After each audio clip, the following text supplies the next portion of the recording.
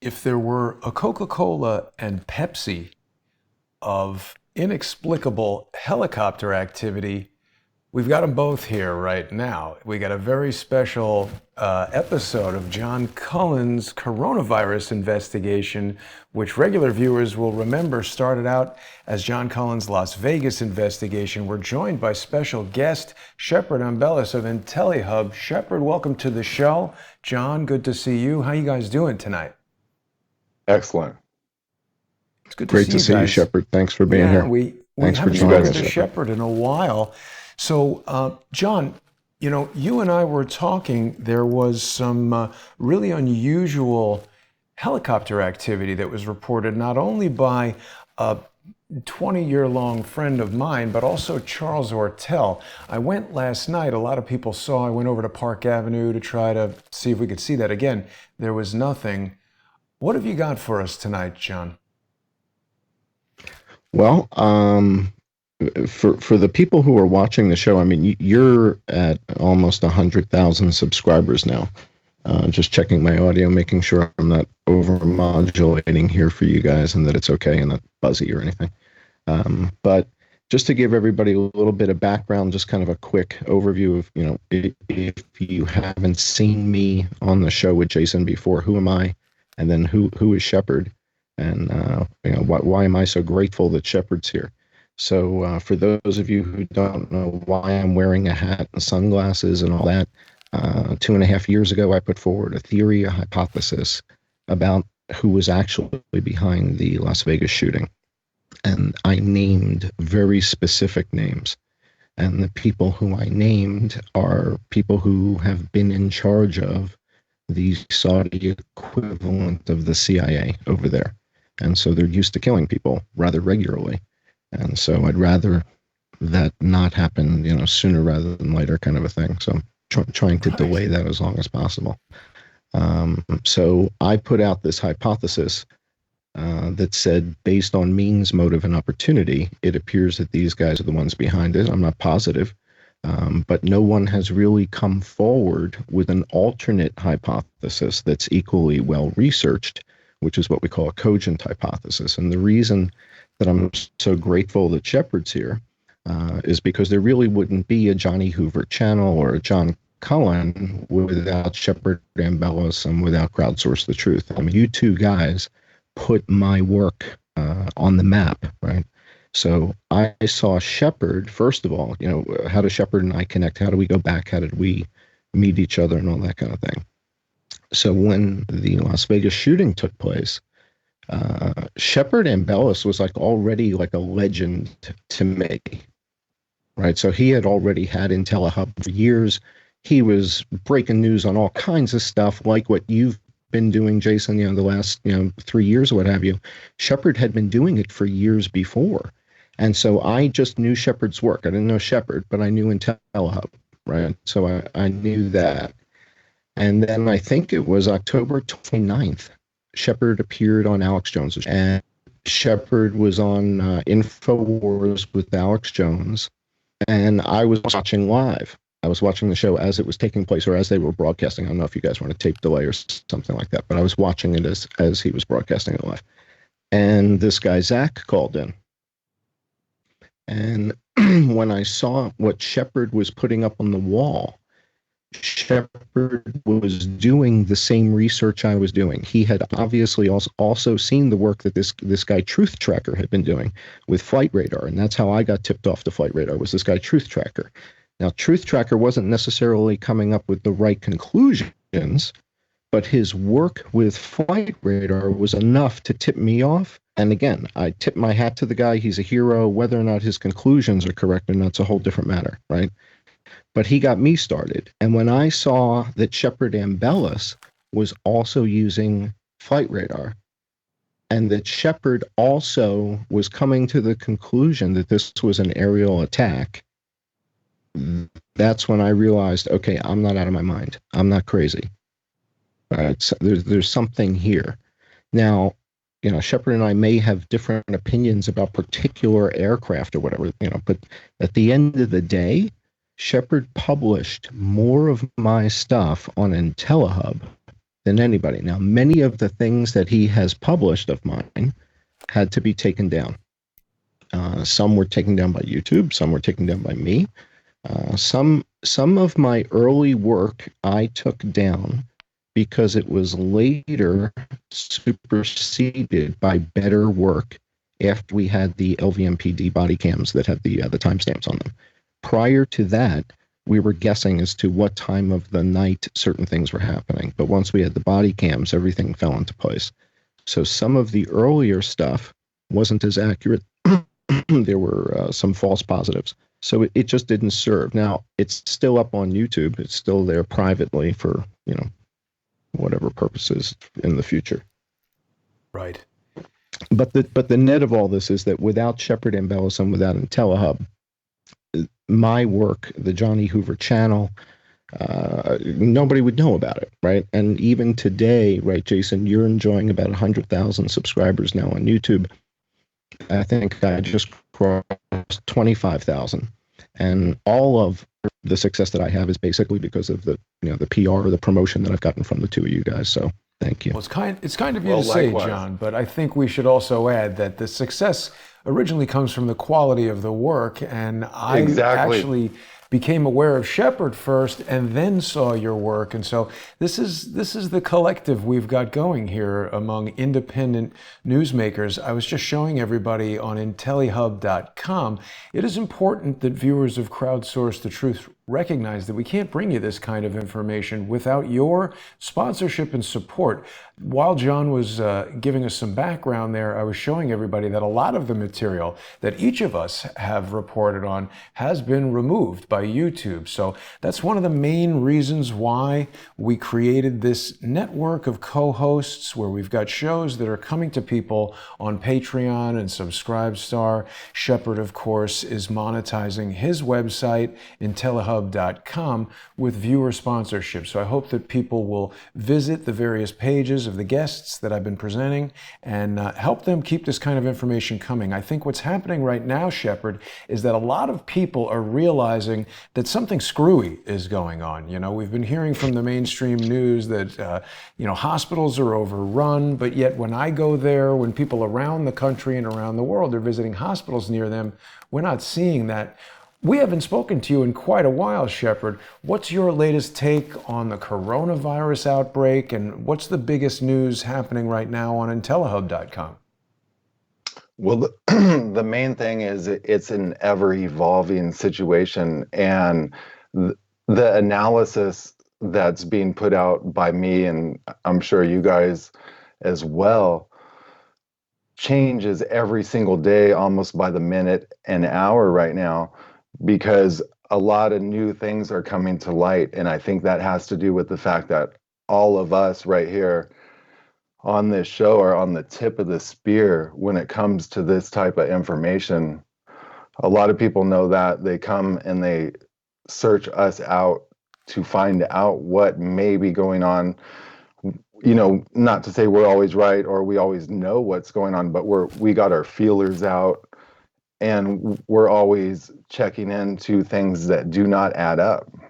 So with the whole pandemic, in a nutshell, it may be almost 90 days ago now or something like that. I don't know offhand. I started researching on what was going on in China. I went on Sam Tripoli's show. He's a comedian. And I went on one of his shows for his Patreon, so I don't think everyone can see it. And that, didn't make it out to the public. But I went on his show before I started publishing stuff on Intellihub about the coronavirus. But the feed on Intellihub, on the main page of Intellihub.com, if you go there, it's a chronological feed. And there's like 160 reports, maybe even more now, on the coronavirus, and it's on an infinite scroll. So the more you scroll, it goes back to older reports. It reads like a book. So this is all the information that I was getting daily. I was posting things, updates. What I noticed was there was a lot of videos out of China of people dropping dead. There was or appeared to be dropping dead. Okay. Probably dropping dead. Lots of video showing cities being locked down, lots of video showing people being disappeared, treated like cattle, basically death squads coming out, buildings being burnt down due to the lockdowns, military coming on the streets, military police, people committing suicide, people trying to get food and falling off their balconies, basically people being welded inside their apartments, welded into them, shut inside. They put little quarantine seals on them. If people try to break quarantine, then they just come get them. They probably take them to a death camp at that point. Who knows? You know, everything I'm saying, a lot of it can't be fully substantiated, especially anymore, unless, I mean, you can go to Intellihub and watch actual videos, but the bottom line is these videos were being censored and pulled immediately by Twitter, Facebook, the Chinese government. It's not like these videos were being touted on the mainstream media, okay? So this is what people really need to understand. So something was going on in China and still is going on in China, but it's real hard to get information out of there. I had contacts in there, they all disappeared, literally. Wow. Disappeared right around lockdowns, right about the time the toilet paper started disappearing off their shelves in every city that I could talk to my contacts in, they disappeared. Wait, Shepard, So what's the deal with toilet paper? Because that was a very early run in New York City. Is coronavirus giving people the runs around the world, or why is toilet paper flying off the shelves? you know, I don't know. I mean, I guess people think that's their primary necessity over food or anything. But look, you You're not don't going to need need toilet paper if you don't have food. Yeah, because what are you going to wipe? So basically, what I noticed from my analysis was that these videos were genuinely being censored, and they really didn't want these videos coming out. Now, things that I noticed they really hated were when the videos had blood in them. People were either coughing up blood, there was pools of blood, who knows how there was blood in some of them, and they didn't like those particular videos and other videos, which they really tried to censor right away. It's not like you even saw one of these videos on the mainstream media, which lets me know that there's not an you really had to dig deep for this. The average person would not find any of these videos, more than likely. Maybe they'd come across them because some guy posted one on Twitter and they see like one or something. So bottom line is, it's not like they were running an operation to try and make it look like people were dying. So I could run trends much like I knew that Donald Trump was going to become president. Intellihub could poll, and we could also use common sense. We could also see that Trump was selling out stadiums when the other candidates were staging up their backdrops to try and fit more people in an empty room. This is just common sense. It's very simple analytics. You can look at things. So as I was monitoring this whole thing, I could see a buildup of the deaths. I could see the military buildup. Believe it or not, so like, I'm the guy that discovered the mass graves back in 2009, and I went on the Alex Jones show on March 25th of 2009. And there's these mass graves that are built for the American people. They were being built in military cemeteries and private cemeteries. Cemeteries were being surveyed. Then because of that, I found out there were these pandemic preparedness plans. These pandemic preparedness plans were put into effect after George Bush, who was the president, wrote into law that the novel flu, something as just the normal flu, could trigger a pandemic alert scale and a pandemic system. So you didn't have to have anything to trigger this pandemic system but a flu. Then they actually tested that with the swine flu. They ran like a beta test, basically. In these pandemic plans, every state has one. There's lots of things that go along with these, including shelter-in-place plans, which remind me to talk about later. Maybe we could talk about that later. Very important. But pandemic plans are mass fatality, pandemic influenza, and disaster preparedness. So legitimately, if you were a legitimate government, you would go in and you would build these plans, and yeah, it'd be a benevolent thing, and you have to think all this stuff, but you read these plans, they're pretty grim. They got to have body teams. They're talking about how they're going to commandeer refrigerated trucks from every grocery store to put the bodies in. They're talking about how you can't incinerate bodies, and you should not be incinerating bodies infected with a disease or bioweapon, because it can actually contaminate more people, and that's why you need mass graves. So the U.S. military strategy, DoD, all of the states came together and decided this is how we're going to conduct business, basically, but they left it up to the states to activate their individual pandemic preparedness plans, and go about them in certain ways. So there's certain levels which trigger pandemic level 1 through 6, and also the levels of the pandemic response. And when they go into mitigation, when they go into setting up police, when they go into lockdown, when they start doing these things. So I knew all this stuff, and I guess that was a plus, because, it somehow helped me see this clear as day. I was the guy on They Live, and I put the glasses on, and I could just see what was going on. So I could easily add up that this is what was going on in China.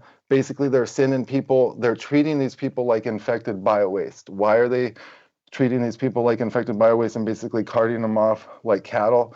Because maybe they are infected biowaste. If it's a bioweapon and you're infected with it, at that point you're infected biowaste. That infected biowaste has to go into one of those containers, or it has to be incinerated. So at that point you're just collateral damage. Also asymptomatic. There's a lot of stuff that plays into this, but one thing I noticed, and this is just a simple analysis, when they were saying there was only so many dead in China, they were like, oh, there's only 20 dead.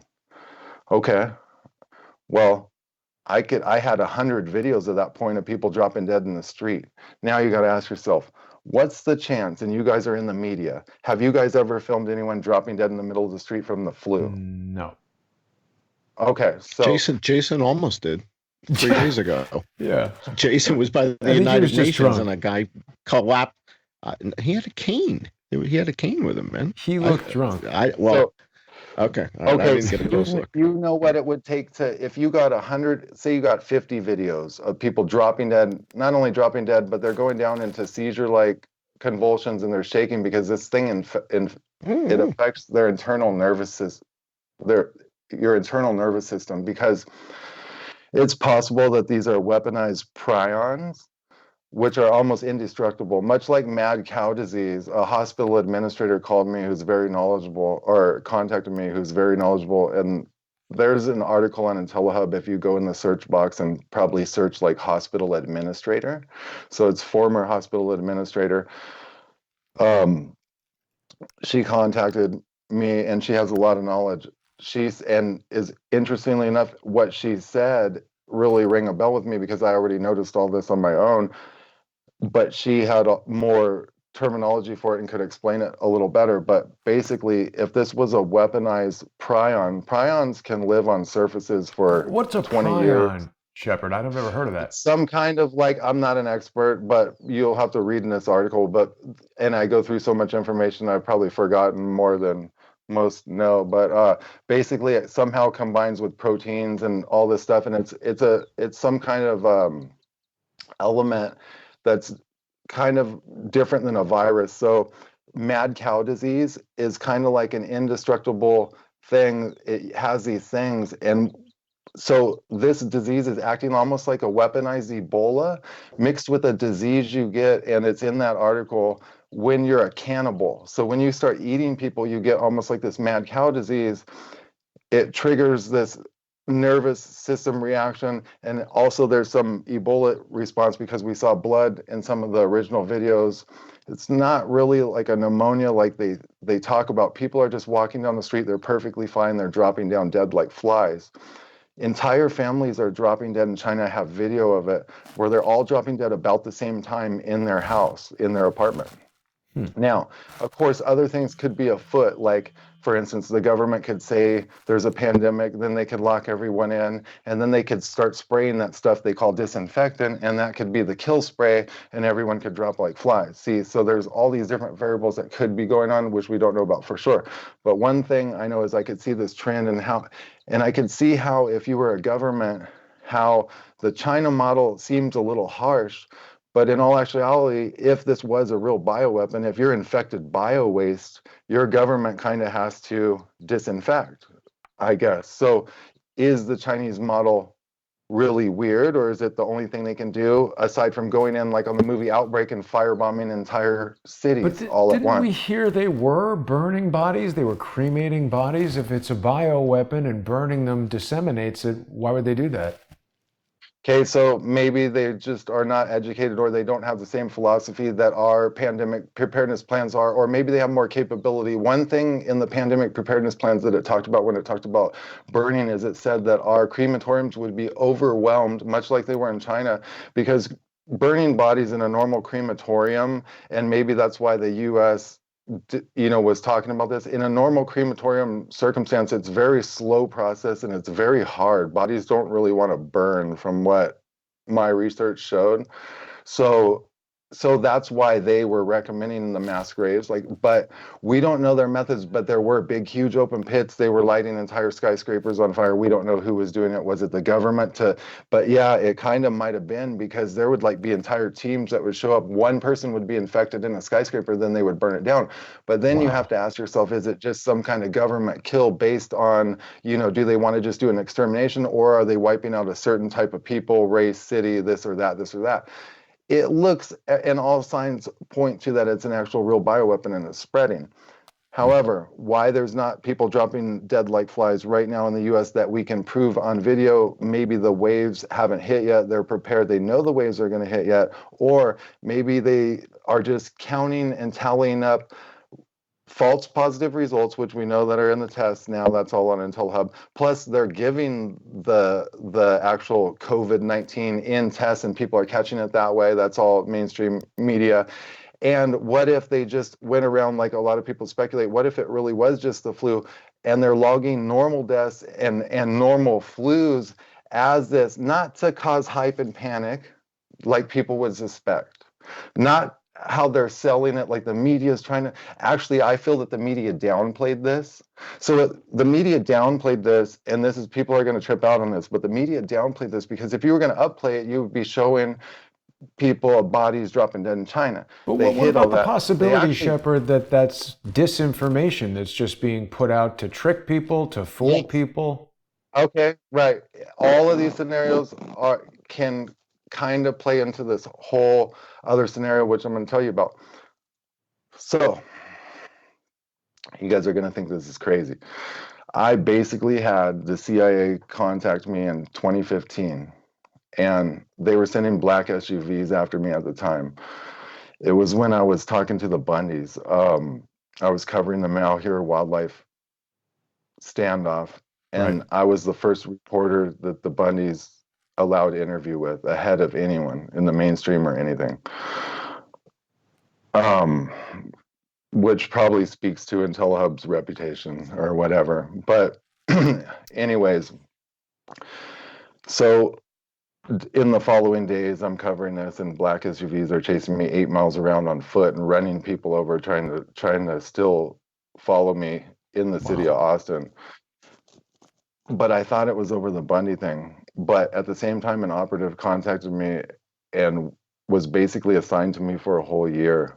And this guy, I talk to a lot of people. You guys are basically intel operatives. Maybe you're a private intel operative. Who? Maybe Me? there's, well, yeah, I mean, like we all are, because think about it, we're news guys, right? And we Yeah. own um, our own little agencies, right? So we're doing our own private intel work, right? But there's also like operatives who obviously are like CIA and stuff. I'm pretty sure this guy was CIA. Anyways, he would call from time to time and we'd kind of exchange information on certain things, but his whole prime directive seemed to be to get me to remove this one article over a year period from Intellihub, which had to do with Planet X moving in. And this article, I've done articles like, so I've done, this is hard to explain. Planet I've done X? Yes. What is Planet Nibiru, X? Planet X. Okay, so We're on getting very Intellihub, far away from coronavirus here, but just quickly. it's not. It's not. not. This is all surrounds the coronavirus, and you guys are gonna trip out. Okay, so this operative's whole prime directive, basically over a year period, was to make friends with me, get information from me, war game things with me, and also try and get to remove just this one specific article that I wrote. That was my. You guys have to understand, I've interviewed top Planet X researchers, Dr. Jason Rand, the author of Return of Planet X. There's old Anunnaki tablets, Sumerian, ancient uniformed Egyptian text. There's real, the oldest Sumerian culture is 8,000 years old. It's all recorded. They had a king's list that went back 450,000 years. This is all documented. This is what the U.S. government. Just to slow the roll down for a second, I have spoken with, what is the guy's name who investigates the elongated skulls? Brian. Yes. Yeah, last name? he may or may not be onto something. Let me keep rolling with this. Well, but I just want to explain to people before they feel like you're getting a little bit too fantastic.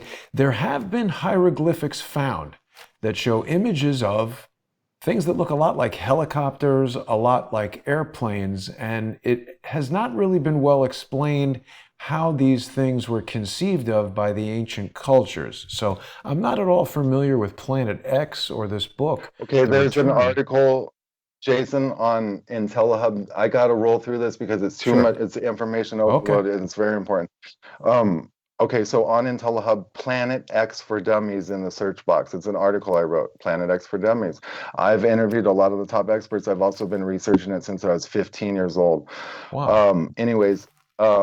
It's real, but no one knows the exact date of its arrival or anything. It's recorded in all ancient civilizations across the board. A planet in every is arriving here? So there's a companion to the sun, and there is in most solar systems. It's a brown dwarf star. Every sun has a companion star typically.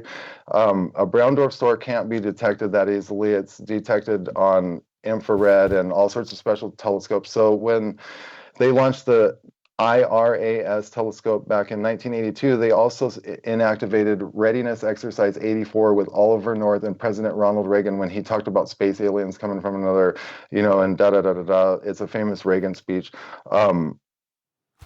Rex 84 is Readiness Exercise 84. It's for a mass exodus of people coming over the Mexican border, supposedly, but it wasn't. It's really the detention camps that were built for American citizens, which are known as FEMA camps now. They put these into place because they knew one day that this brown dwarf companion would come back around because it's in a highly elliptical orbit and it returns about every 3,600 years. Most experts speculate.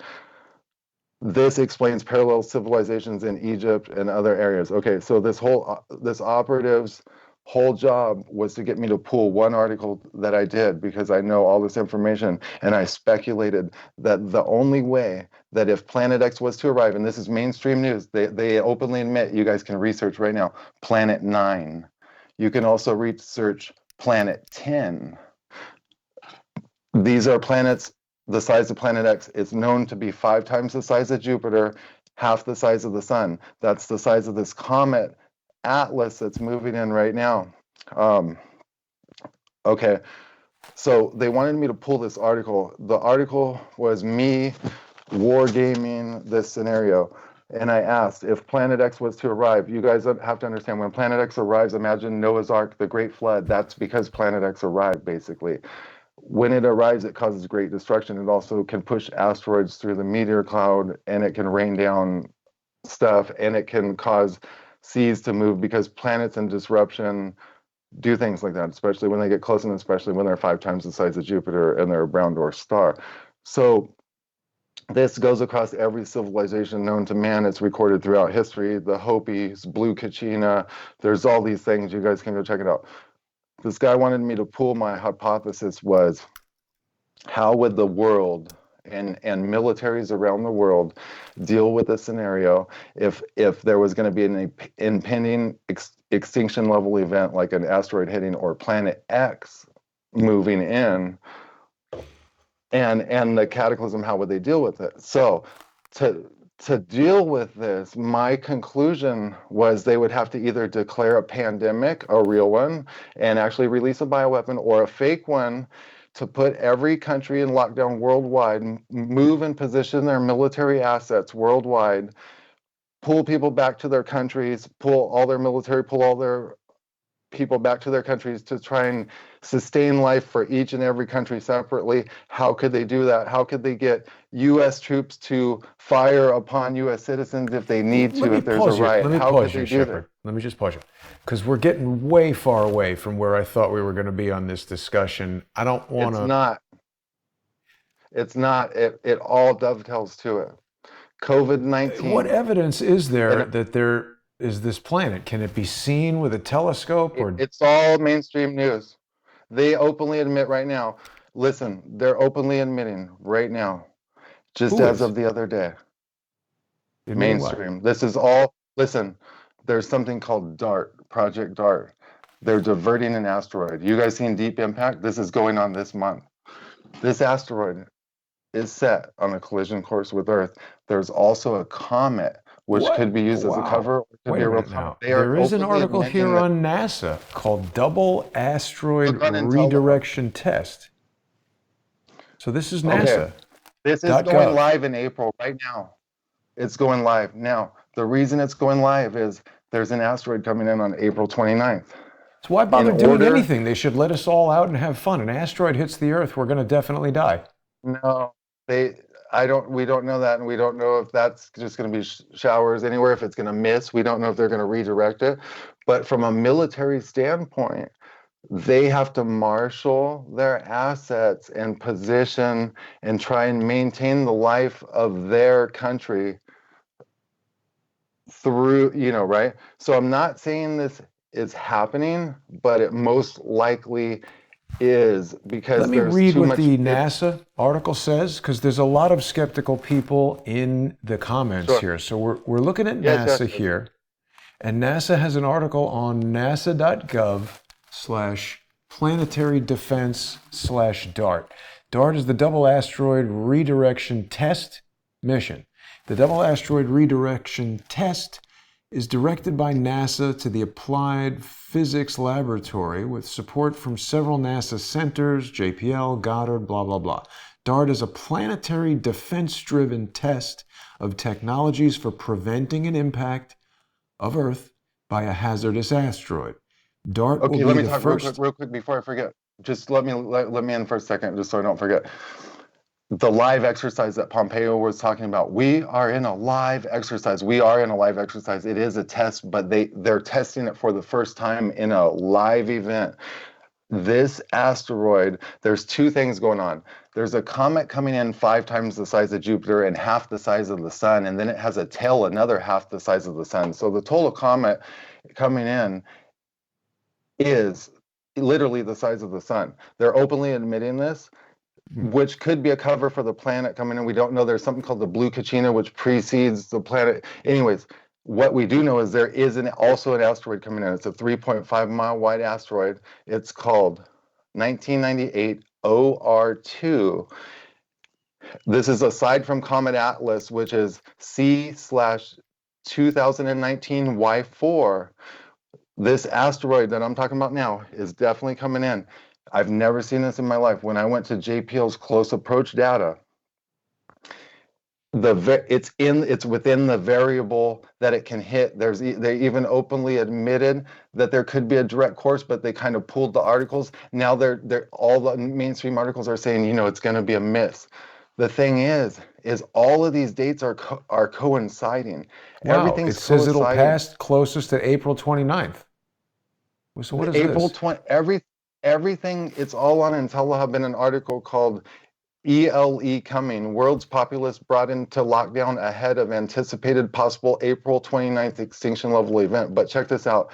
There's another article on Intellihub called World Locked Down, Braced for Impact, question mark. John Hopkins University controls COVID-19 case map and the trajectory of near-Earth asteroids and comets. The very people that are controlling the COVID case map control the trajectory with NASA of near-Earth asteroids and comets through Project DART. It's a lot to take in, Shepard. Okay, so it is. So, and no one's saying this is a fact, but why, what would be the explanation that now openly admitted, this is mainstream media, over half of the world, and it's more like 3/4 of the world right now, is in full basic martial law lockdown, where they've marshaled all assets, they've dispersed military equipment all throughout the United States with rubber-tracked tanks into every city, more than they did in Jade Helm.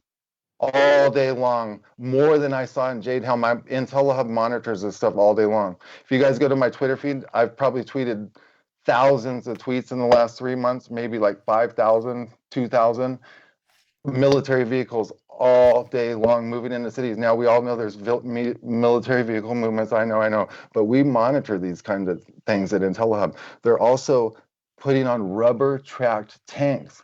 They're positioning their assets. What does rubber have to do? They're ready to drive on the roads. Yeah, they don't tear up the streets. Yeah.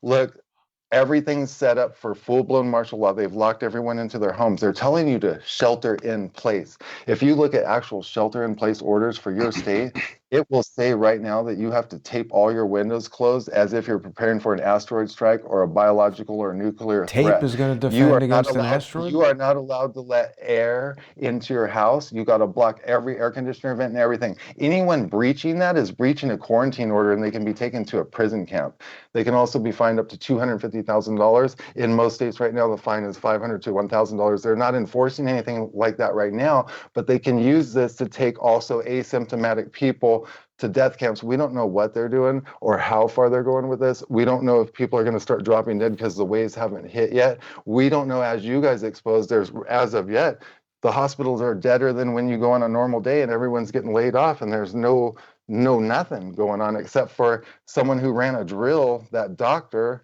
who's like some simulation expert. Yeah. Once again, Pompeo said we're in a live exercise. He has to save the lives of Americans. It's hard to explain, you guys, but there's 160 reports on Intellihub that read like a book, and it was ever developing, and it came to this point just as of Monday. I discovered all of this, and then now I've done articles since then. Literally every data point's matching up to suggest that. Remember, I'm the guy that they called up for a year and tried to get me to remove an article from my website that was based on this exact scenario. Anyways, John, go ahead, you guys, and I can take any questions you have in Wargame. John, what are your thoughts on this?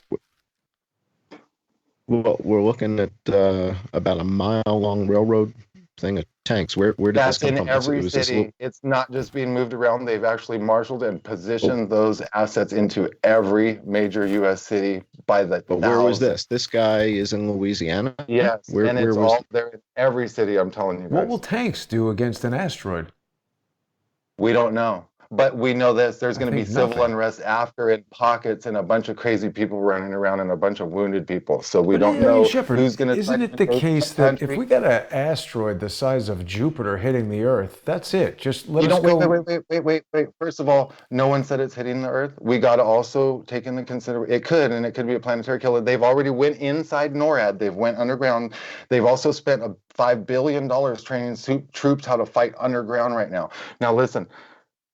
We don't know if it's going to hit. We also know that there's this comet. Now, I don't know about you guys, but something 5 times the size of Jupiter's admittedly in our solar system and getting super close. Okay, listen, we can pass through what's called debris fields. There can also just be earth changes because the objects are so big. We don't know what's going to happen. I don't know if anything's going to happen. I have all this data. I felt like I was on the tip of the spear with the COVID thing, and then it just switched to the asteroid because that is the scenario that we're literally watching before our eyes every single. They got shoot to kill orders if you come. They don't want people to see this thing. Okay. This thing became visible the other day.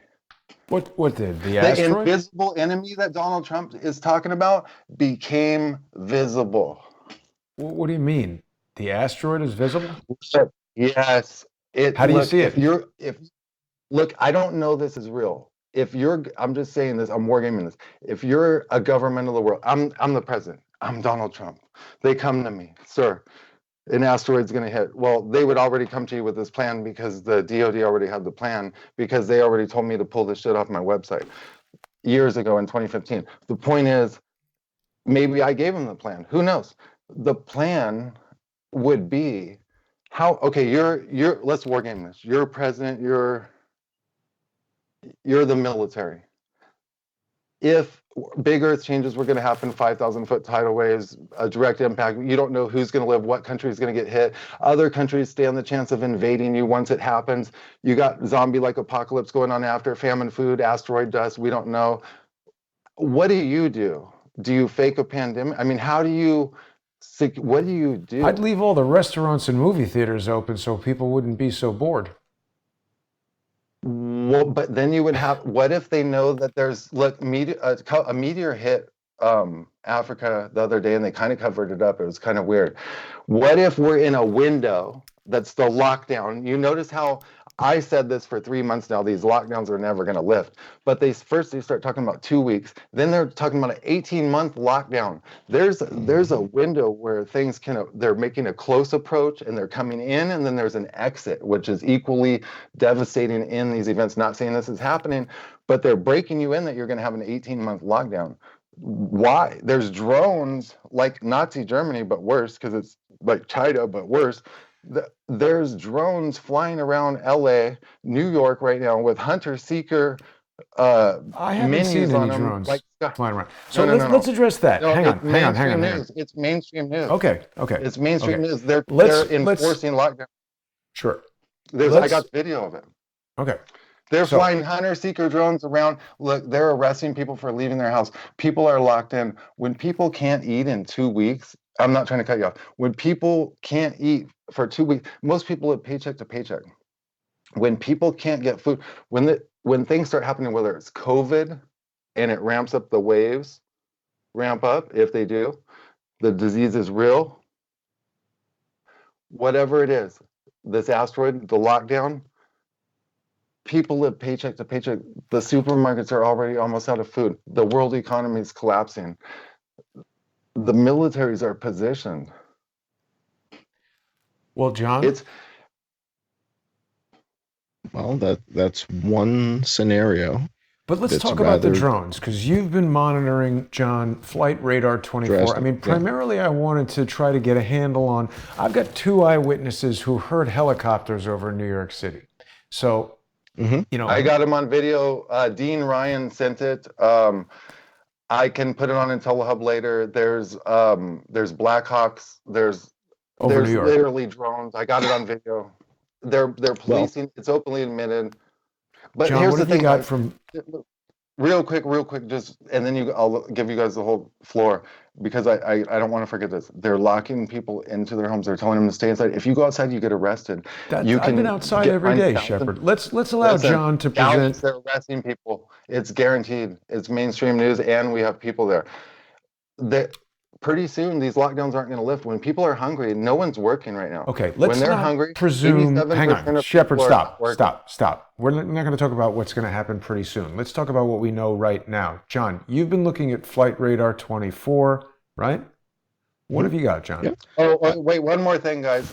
I was the guy that called these lockdowns 90 days ago and made a video and based my whole reputation on it, and exactly what I said happened. So I'm just letting you know that that's 3 months in advance, the information there. All right, go ahead. Okay, yeah. All right, so I sent you a deck with a bunch of screenshots from what I did earlier. So I was thinking, when Shepard and I first connected, it was because of Flight Radar 24. And so I wanted to go to Flight Radar. Yeah, that's the deck right there. And I wanted to go back to Flight Radar and see what's going on, because you had mentioned that, Charles said that there was some helicopters flying around. So I said, oh, well, that's perfect. Shepard and I kind of connected on Flight Radar. Let's reconnect with Flight Radar and let's see what's going on. And so today, or earlier today for me, for you, whatever, I went and started taking screenshots from Flight Radar. And I couldn't believe what I was seeing. So this is does not appear to be normal activity, and I'm going to show you guys exactly what I mean. The other thing I think we should tell everybody is that tonight we're not going to go to a Patreon only hour. That's right. So because of the nature of the content, we're going to well, flip and all as the a cards courtesy, to everybody who's locked inside their house, we wanted to give everyone an opportunity to see the show so they can get an idea of the type of stuff that we're talking about each week. Shepard has brought some new information to the table that is definitely outside of the scope of what we usually discuss, but people can see John Cullen's coronavirus investigation every Friday. It's a sponsor-exclusive show on Subscribestar and Patreon, and of course people can subscribe to John's channel or to Crowdsource the Truth. So tell us about what's going on with Flight Radar 24, John. All right. So first of all, for the people who are watching that are not familiar with what I'm about to share with you, this is kind of pivotal. The map that you see in front of you right now, this map, the panic map, the COVID-19 global map that's coming out of Johns Hopkins University, is being produced using software from a company called ESRI. And ESRI, based in Redlands, California, was my project 32 years ago. So I was the architect of the marriage between the maps and the data 32 years ago. So I'm one of the pioneers of this system specifically. Okay. And so why don't we, I want to look at the data that's in the map. And one of the sayings that I come back to again and again is from Claude Debussy. And Claude Debussy said that music is the space between the notes, right? So we're going to look for where is the data inconsistent with a global pandemic. In other words, if in fact this is a global pandemic of epic proportion, well, then we should see certain things. And what we're going to do is revisit the facts. We're going to look at what is the World Health Organization reporting, what is the CDC reporting. And I think what you're going to see as a result is they have painted themselves into a corner with respect to China, that they're damned if they do, they're damned if they don't. It's called a double bind. We'll get into this more in the show. But you're going to see this, and I'll explain it as we go on. So let's go to the next slide, and I'll explain what I mean by this. So we've got over 1 million infected. Now, I changed the maps, right? I decided I don't like the gray one. I'm going to make mine a little bit different, okay? Now, if you haven't seen this on TV, it's because this one's not quite as scary, right? So, again, this is my system, so I made some changes to it. And I changed the background map and went to the National Geographic map. So let's go to the next page, and I'll show you a couple other tricks we can do here. Yeah, I told you it was my baby. All right, so now 4 or 5 weeks ago, I pointed out to you guys, we were talking about geographic information system, and I was showing you that Google is tracking you, and we were looking at images in Beverly Hills and stuff like that. Well, Google's now releasing the tracking data, whether you like it or not, and now this is being used. And we were talking about this on Jason's show 5-6 weeks ago. And Jason, I sent you a little video clip, a short video clip in that package I sent you that shows something in Fort Lauderdale. And maybe we can run this for the audience. This is a demonstration from a company that makes apps for the iPhone and for Android. And based on their apps and you clicking OK, they have the ability to track your location, and they sell location data. And what you're going to see here is in Fort Lauderdale, first week in March, I can't read the dates. It looks like first week in March, you're going to see a cluster of people on the beach in Fort Lauderdale. I don't know what that avenue is, but that's one of the bridges. And as the video runs, they're going to select a bunch of people who are just on the beach. So you see the road going north and south. Now, these are all the people who are on the beach, in Fort Lauderdale, and a couple. And now that group we're going to track using something called the spider query. And the spider query is going to take that group of people and watch where they go over the course of the next week. Okay. So this is from one beach in Fort Lauderdale. And this is simply using your cell phone. So people have posted and say, well, they're going to use satellites and 5G to track. They don't need that stuff. You guys are playing Angry Birds, or, you've got apps on your phone. Based on the apps on your phone, everybody knows where you are, and there's so many companies that use this technology. So this shows how the stuff can spread so quickly. And so that was out on Twitter. So let's go to the next page in the deck, and I'll show you some more interesting stuff. Sure. All right, so Google's releasing the location data to show if coronavirus lockdowns are working. Okay, so this is the equivalent now of your phone is like your new GPS bracelet on your ankle, right? Yeah, your phone is your ankle bracelet, whether you like it or not. Wow. So, all right. By the way, they're also issuing ankle bracelets now as well in some places. Yeah, I saw that. GPS, if you have it and you're positive, I saw it online too. In the U.S., I think it was in California. And you'll probably do it in the UK. Yeah, GPS tracking bracelets for people who have tested positive and are going to recuperate. They're also they don't want the movement. I got video of it. Just so you know, they have like 5 people holding people down, and they're forcefully testing them, and we don't even know if those were the tests that actually have the disease in them. I mean, think about this, and they could grab you. They could say you're asymptomatic. Right? Look, they don't like us. They don't like us because we reported on whatever. Jason, right now, guys could show up at your house. They could say, you're asymptomatic. We saw that you walked by so-and-so. They could just make it all up, drag you down somewhere. They could test you, and the tests are either made to be, say, positive now. This is all on Intellihub. It's all real mainstream news. And they actually have the virus in them to top it off. So either way you slice it, now they got guys holding people down, 5 doctors holding people down, forcefully testing them in America. Wow. Tectonics is the company that I just showed the app from, Tectonics GEO. So that's an example of geographic information system. This article was in the New York Times, and the Times did a really good job of showing how the information, your location data from your phone, has been used. We were talking about this on the show weeks ago. Now they're using it, whether you like it or not, to track you because of this virus, right? So the fact that we were broaching the subject just weeks back is, somewhat fortuitous or ominous, I guess, depending on your perspective. And then we're going to get into Dr. Fauci and Dr. Birx's dashboards. One of the things I've been doing over the last couple of days is studying the reaction and the response in other countries compared to our country. And what I'm going to do, because most of the material that I'm using is stuff that I haven't produced, meaning it's coming out of other countries. So I'm going to be publishing this on the Patreon and Subscribestar stuff. And basically what I'm doing is like curating footage from other countries.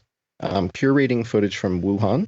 I'm curating footage from Singapore. I'm curating footage from South Korea. I'm curating footage from Thailand, from Vietnam, from Cambodia, to show how are these countries responding. What are they doing? What kind of systems have they put in place? What kind of policies and procedures have they put in place? When did they put them in place? How effective were they? How ineffective were they? Right? Did they have to change their course? And to me, that's the type of dialogue that I expect to see from CNN, Fox News, CBS. I'd expect them to say, you know what? We're going to Singapore. We're going to South Korea. We're going to Brazil. They're not going anywhere to prove anything. Right. And they're not even going to the hospital down the street like you guys did. That's right. Exactly. So why? We have to ask ourselves. And it's not even in studio anymore, right? So now we've only got a handful of guys in the studio. And the irony is, and I think that, Jason, you and I get a big chuckle out of this, is that now the guys from CNN are broadcasting from their kitchen tables. Right. And their quality is way worse than our show. Exactly. And look at us. So That's it's like, funny. hey guys, welcome to our domain. Howard Welcome Stern to tried the same thing the other day, and it was bad quality. Right? It's like, welcome to our domain and welcome to pirate television, right? Yeah. And you guys kind of suck at it. You kind of suck. You know, looking at you in your basements and in your kitchen table, and you know, everybody's doing Skype from the laptop and they can't get it straight. You know, we've got dedicated cameras and stuff. So it's ironic watching them having to compete in our little world here. So what we have up on the screen here is one of the dashboards from the CDC. And I think, Shepard, I would have so much more credibility. I probably would be famous if I was a legitimate whistleblower. Oh, yeah. But right? I mean, So look at this data. I mean, look at what you do. Yeah. And how you analyze. If I came out and said, guess what? John Cullen actually works for the CDC. And that's not true. But if it were, everybody like, oh my God. It's a whistleblower from inside the CDC is going to show us all this data. Well, guess what? I don't work at the CDC. Here's another thing to remember. I don't need to. Every one of the listeners needs to remember this. When you're on the tip of the spear, like you guys are, and like myself, we write the news. Like, we're not waiting for like CNN to tell us something or whatever. We're writing the news. You know what I'm saying? Nobody. Yeah, well, so many of these guys are just tweeting stuff or curating material from Twitter. So what John is doing is amazing because he's taking their own data and he's analyzing it in a way that brings so much sense to it. Now, I did that very same thing on a primitive level, John. What I was talking about is watching the. Remember, if I'm a hacker, everybody's going to want to see this. Everybody's going to say, oh my God, he hacked into the CDC and he's a hacker. And oh my God, we got to see what he did. But because I did it legitimately and I didn't break any rules to get the data, it's not quite as exciting. And I know. There's something about American society that makes that strange. Listen, like a fact checker emailed me a couple months ago. And there was 5 items, and I was like, oh, this ought to be fun. So literally went down the list. I said, okay, are they going to catch me in anything? I mean, I've had to remove a couple things on Intellihub over my lifetime. I mean, literally maybe like 20 or something in 10 years or something that I decided to remove because either I had it wrong or it missed. Anyways, the guy, his first 3 items were articles that I reposted on Intellihub that were from other agencies. So first of all, the fact checker can't even check the byline of, that was his first 3 items, wiped out, boom, gone. The next one was I reported on Obama's birth certificate. The fact checker, of course, is saying it's fake. Well, that's nice. I watched a Fox 10 live news conference when Sheriff Arpaio and experts from around the world determined his birth certificate was fraudulent. Now, let's just say Sheriff Arpaio was lying through his teeth at that press conference. It doesn't matter because on Intellihub, I said, I watched a Fox 10 press conference. Here's what they said. Right. And how could that be fake news? Right. And then you're reporting on the press conference. Something similar. The guy literally couldn't even fact check me on anything, and he had his facts all wrong. And so the point is like so it's real news. If a guy's standing on Fox 10 and they're like, "Hi, I'm in an Easter bunny costume, and I think that Easter bunnies are great, and it's going to be the second coming of the Easter bunny tomorrow." Like I can write that as a news article. I can be like, "This guy was standing there and he said this on live TV." I'm reporting what happened. Right. Anyways, it's just comical. Yeah. These fact checkers. So, John, what have you found in this CDC data? Well, so I was able to go to their websites, and I think in a lot of these screenshots that I'm sharing, I'm going to show you guys the URL so that you can go straight there and get the data yourself. But again, kind of the point here is, if I were an inside guy working at the CDC as a whistleblower, or if I were a hacker, for some reason, this information would all of a sudden be way more exciting than if I got it legitimately and didn't break the law and I can't get arrested for it, right? So for whatever that's worth. All right, so let's go to the next screen. Let's see what we got. There's another map. Now, I told you guys I'm a map guy, right? So what other traffic is important right now? Air traffic. Shipping. This is shipping. traffic. Yeah. All right, so Let me what you're guess, looking at here, there's a lot of ships stuck at sea. Also, guys, real quick before I forget, relating to an asteroid impact and tsunamis, the safest thing for ships to do is go out to sea. Keep in mind, major aircraft carriers have been, in the name of COVID, the invisible enemy, as President Trump says, have been ordered to stay out at sea indefinitely. So have now cruise ships. It's just weird. I'm just saying. all right, well, one of the things that I track, so one of the things that I'm looking at on a daily basis is marinetraffic.com. So I go to marine traffic and I'm watching shipping lanes. I'm watching to see what's going on at Banda Aceh, what's going on in Singapore. Is the traffic look consistent with what we're used to seeing? So this is just a quick screenshot, but you guys can go to marinetraffic.com and see this stuff live. And I find it very useful to see, kind of what's going on behind the scenes. Are the what's happening in Shanghai? What's happening in Hong Kong? How much shipping is moving right now? Is there shipping happening in and out of South Korea? Yes or no, right? So these are the things that give us a new perspective on what's happening. So let's go to the next map. Let's see what else. So more fun with maps. Okay, this is another map that the CDC and Dr. Birx haven't shown you. And this actually, I think, Jason, what we want to do here is see if you can see what that URL is. If you can't, I'll pull it up for you. But if you can go to that URL live, see, did I copy and paste it in there? Yeah, I think I did. CDC.gov. Yeah, here, let me get it over here. All right, I'll read it to you while you type if you like. I can see it. No, I got it. Okay. All right, so we're going to go live into this map right now. And what this is the CDC's nationwide map of influenza outbreak this season. And it turns out that we've had a rather dramatic H1N1 outbreak. And if you move the slider all the way to the left, Jason, you see that red slider? Move that all the way to the left, all the way. There you go. All right, the way influenza season works is it begins the first week of October. And you have to understand the legend.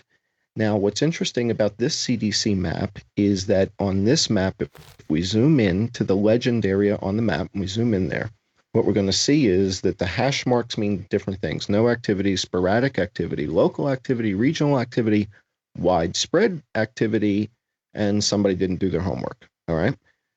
So now, as we go week by week, beginning in October 2019, this is showing us influenza activity in America, right? What does it say on top? Can you give us a peek at what the title of the map is?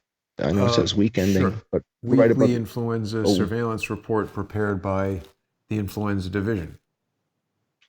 Okay.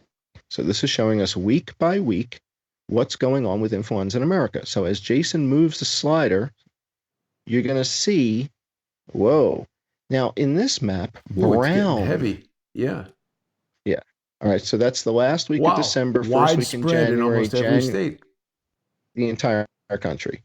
So what Dr. Birx and Dr. Fauci have neglected to mention is that it appears we have had a seasonal influenza outbreak, not just bad one, possibly the worst influenza outbreak since the Spanish flu. All right. And this is, I mean, that's a sit back in your chair and hear that again type of state. I believe the data from this season, we have more people dead from influenza and pneumonia in any year in history since 1918. All right. Now, if that is true, and we're going to look at the data, and the CDC didn't tell us that, how am I supposed to trust seems like big Dr. news. Birx? Right. It seems like that, right? And yes. I want to take that and put it in perspective with our panic map. So if we go to the live panic map and I go look at what Johns Hopkins is telling everybody right now, we've got 250,000 people that are confirmed and infected, right? And 7,000, right? Yeah. All right. So all I'm suggesting is that perspective is something that matters, right? And we talked about forced perspective in the past. Forgive me, I'm going to reach forward here, and we're going to try an experiment. Everything you're saying, I have confirmed as well.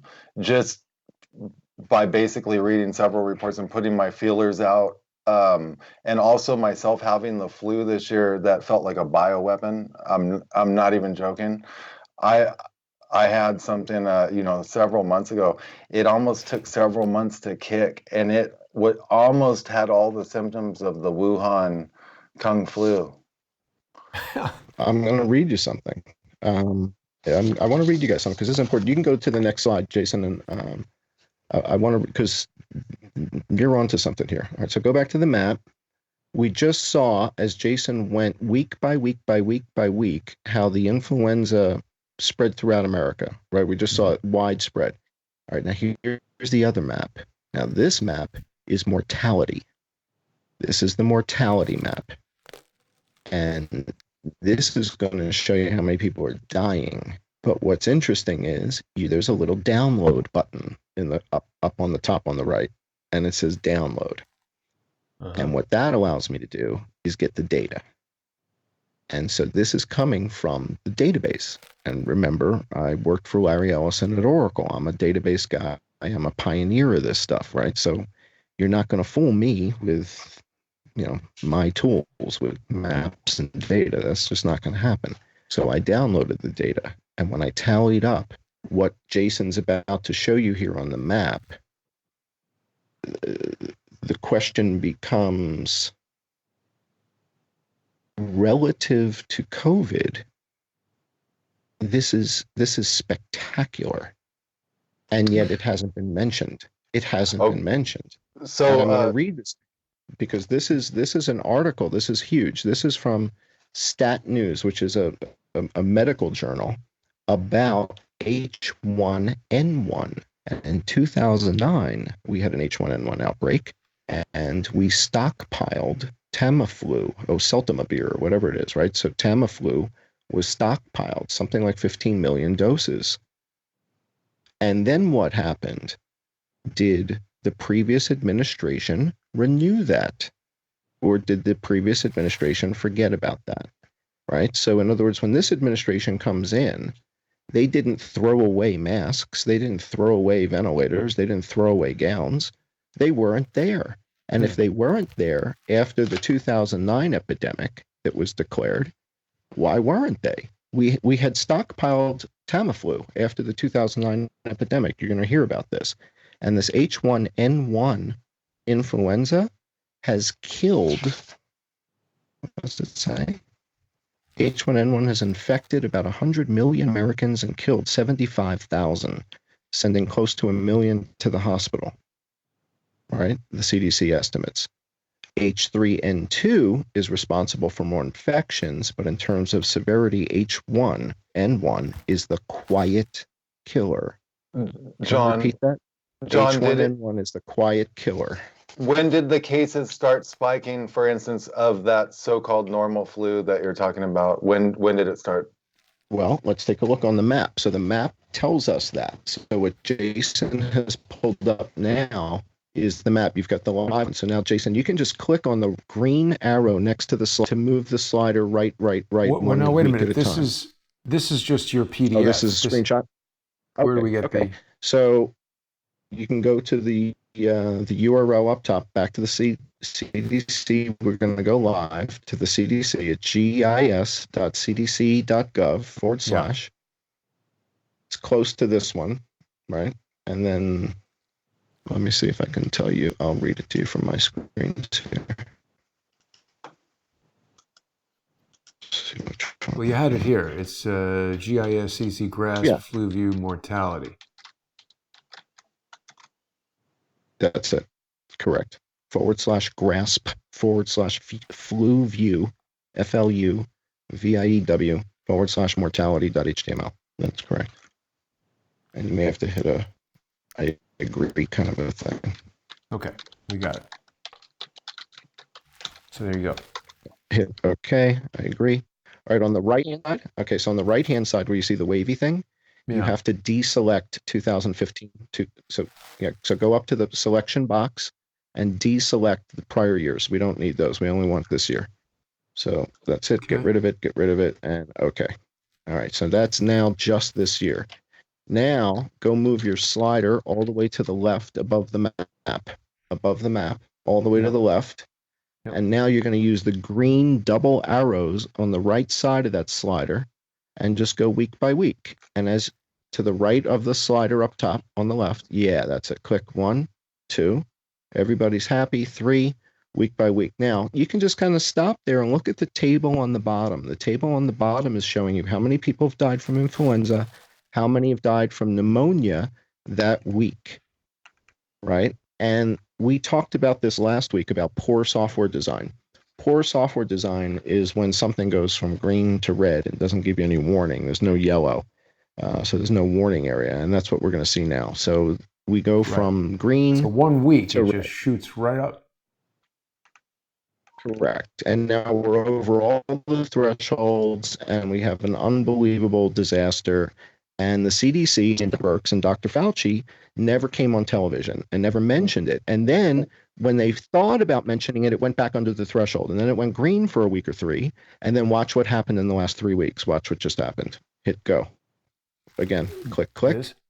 click, click. Green, green. Red, green, red, red, red, red. When did John? About when did this all start happening? What month? Look, it'll tell you on the where it crossed the threshold is where all hell broke loose. So if Jason goes back, it looks like it's right around New Year's. It looks like the week before New Year's, I think, is when He was telling us the date. Toward the end. Oh, I see. So it's just 2000. got it. So if you go to where it crossed the threshold line, it's about in the middle of the graph. You'll see it goes across, and that's when it hits red. Right. And Brilliant. that date, if you click, there you go. Yeah, so that's New Year's Eve week, right? It says week ending January 4, 5. Right. So right about the end of the year, right after Christmas, it went crazy. So what I did was I downloaded the data, and Right. I think I sent you in that kit. I think I just sent you a screenshot of what the data looked like a day or 2 ago, and it was just like a PNG in the 4 files I sent you. Yep, that's it. Yep. That's it. Let's blow that up. And this is as of March 14th. So as of 2 weeks ago. What's that bottom number say? 83.7? Yeah, 83,780 total dead from And did you flu. see the angle? And did you see the angle of the last 2 weeks? It was going up and to the right pretty dramatically, right? So that means we're probably over 90,000 people are dead this season from influenza and pneumonia. Several things could be going on there that just came to my mind. Either they're recording COVID cases as normal flu. Yeah. To raise that, flu as or COVID. just the normal flu is bad, or the normal flu is essentially COVID. But also, flu vaccine, there's coronavirus in vaccines. I saw something with that. So like they've approved it to go into vaccines, the actual virus itself. This is back in the day. This is like several years back, and this comes with patents and stuff. I want to show you what's in the sky. Hang on, Shepard. Yeah. You got to see what's over your head right now. I don't know where you are, but you got to see what's going on. So let's keep going. You guys are gonna freak. I didn't even know this. Yeah. All right. So the point here is simply we've got 100,000 people dead from influenza, and when you download the data and look at that table I just showed you, there were 4 weeks in a row where we had over 4,000 people a week dying. 4,000 people a week, 4 weeks in a row, week in, week out, 4,000 dead again, another 4,000 dead, and another 4,000 dead. Yeah. And the week before all that happened, 3,800 dead, 3,600 dead. But then no we came back newspaper below headlines. the threshold. Right, now go to the right, all the way to the right on your scroll bar here. Go all the way to the right. All right, and what do the numbers say on the table on the bottom, the blue table below the map? I can't read that unless you scroll, zoom Yeah, in or it whatever. says I can't see that. week All right, so you got 11. 529. All right, so total deaths, forget the number total deaths. Total deaths is everybody who died that week from everything everywhere. So number of influenza deaths, 529 plus 3404. That's week 10. Week 11, we've got 500, so we've got 3,700. So 3,900, 3,700, and then 3,300, right? 3,200, 3,250 in week 12. But week 12 is not fully reported. It's only 84.1% reported. So they're still waiting for more data to come in. That's what that means. But you see the on the right-hand side where you see the graph, you see the line graph on the right on your screen. You see the rate of climb on that red line as we're getting into the most recent weeks, right? It's going up, up, up, up, up. Yeah. That's not good. That means more people are dying of influenza and pneumonia, not COVID necessarily. Now they are telling us that there's comorbidities, and they're giving us like very vague information about the whole thing. So you and I had discussed last week, John, the possibility that perhaps, like we see dopes like Chris Cuomo saying he has COVID-19, but yet he's sitting there in his very fancy living room. Remember, Jason, you went and talked to the broadcasts. EMT. Jason, you talked to the EMT, and the EMT said, hey, these guys tell us they have COVID. So Right. some guy has a runny nose and a dry cough. He comes, he says, I got COVID. Test me. Right. Then they either get a positive but the result, point is, as John is saying, I think there's a lot of viruses around. I heard somewhere that the zoster virus is in almost everybody. So yeah, they're testing positive for COVID, but perhaps the people who are dying from this also have this H1N1. Well, I just want to use this to put it in perspective, the numbers. In other words, when you go back to the panic map now, right? Go back to our panic map, and the panic map from the, So we've got 7,000 people dead in America. That's a week and a half of influenza. That's what I mean by perspective. We need to look at this in the perspective of other things that are happening around us day in and day out. Although, wait, there's one other element that you guys and a lot of people I don't know if you guys are, but a lot of people are missing this. Okay, check this out.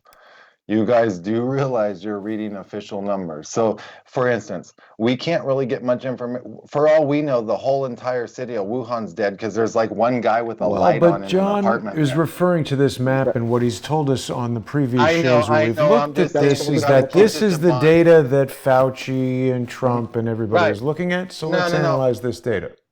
Sure, and also even let's say these numbers are low or high, whatever, it can give us an idea of where it's just evaluating the reaction that everybody is locked in their house over this.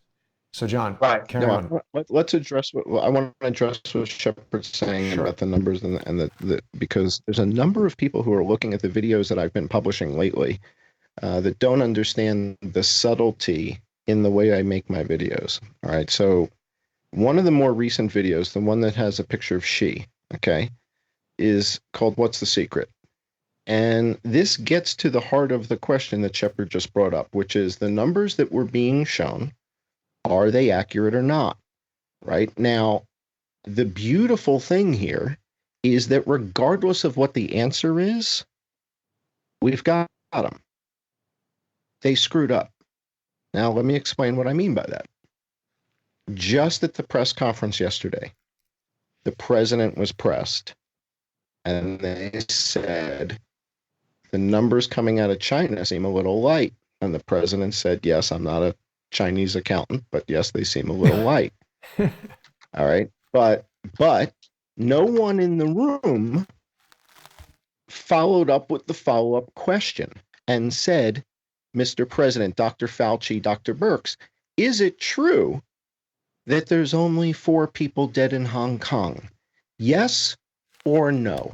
Because if there's only 4 people dead in Hong Kong, and there's only 6 people dead in Shanghai, and there's only 8 people dead in Beijing, then she has lied. She has lied.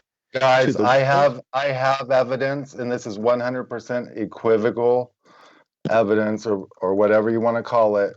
This is not Shanghai. speculation. And let me tell you what this is about. This is 100% evidence the US government is lying, and there were far more deaths than they are reporting at the time they are reporting it. Now, Jason, there's an article on Intellihub called Washington State Department of Health official coronavirus numbers set COVID-19 kill rate at 16%.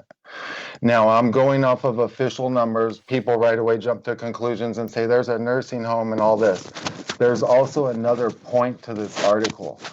So it says information posted on the Washington State Department of Health's official website reveals that the statewide death rate from COVID-19 is currently sitting at a staggering 16%, as opposed to the World Health Organization's worldwide average of 3.4%.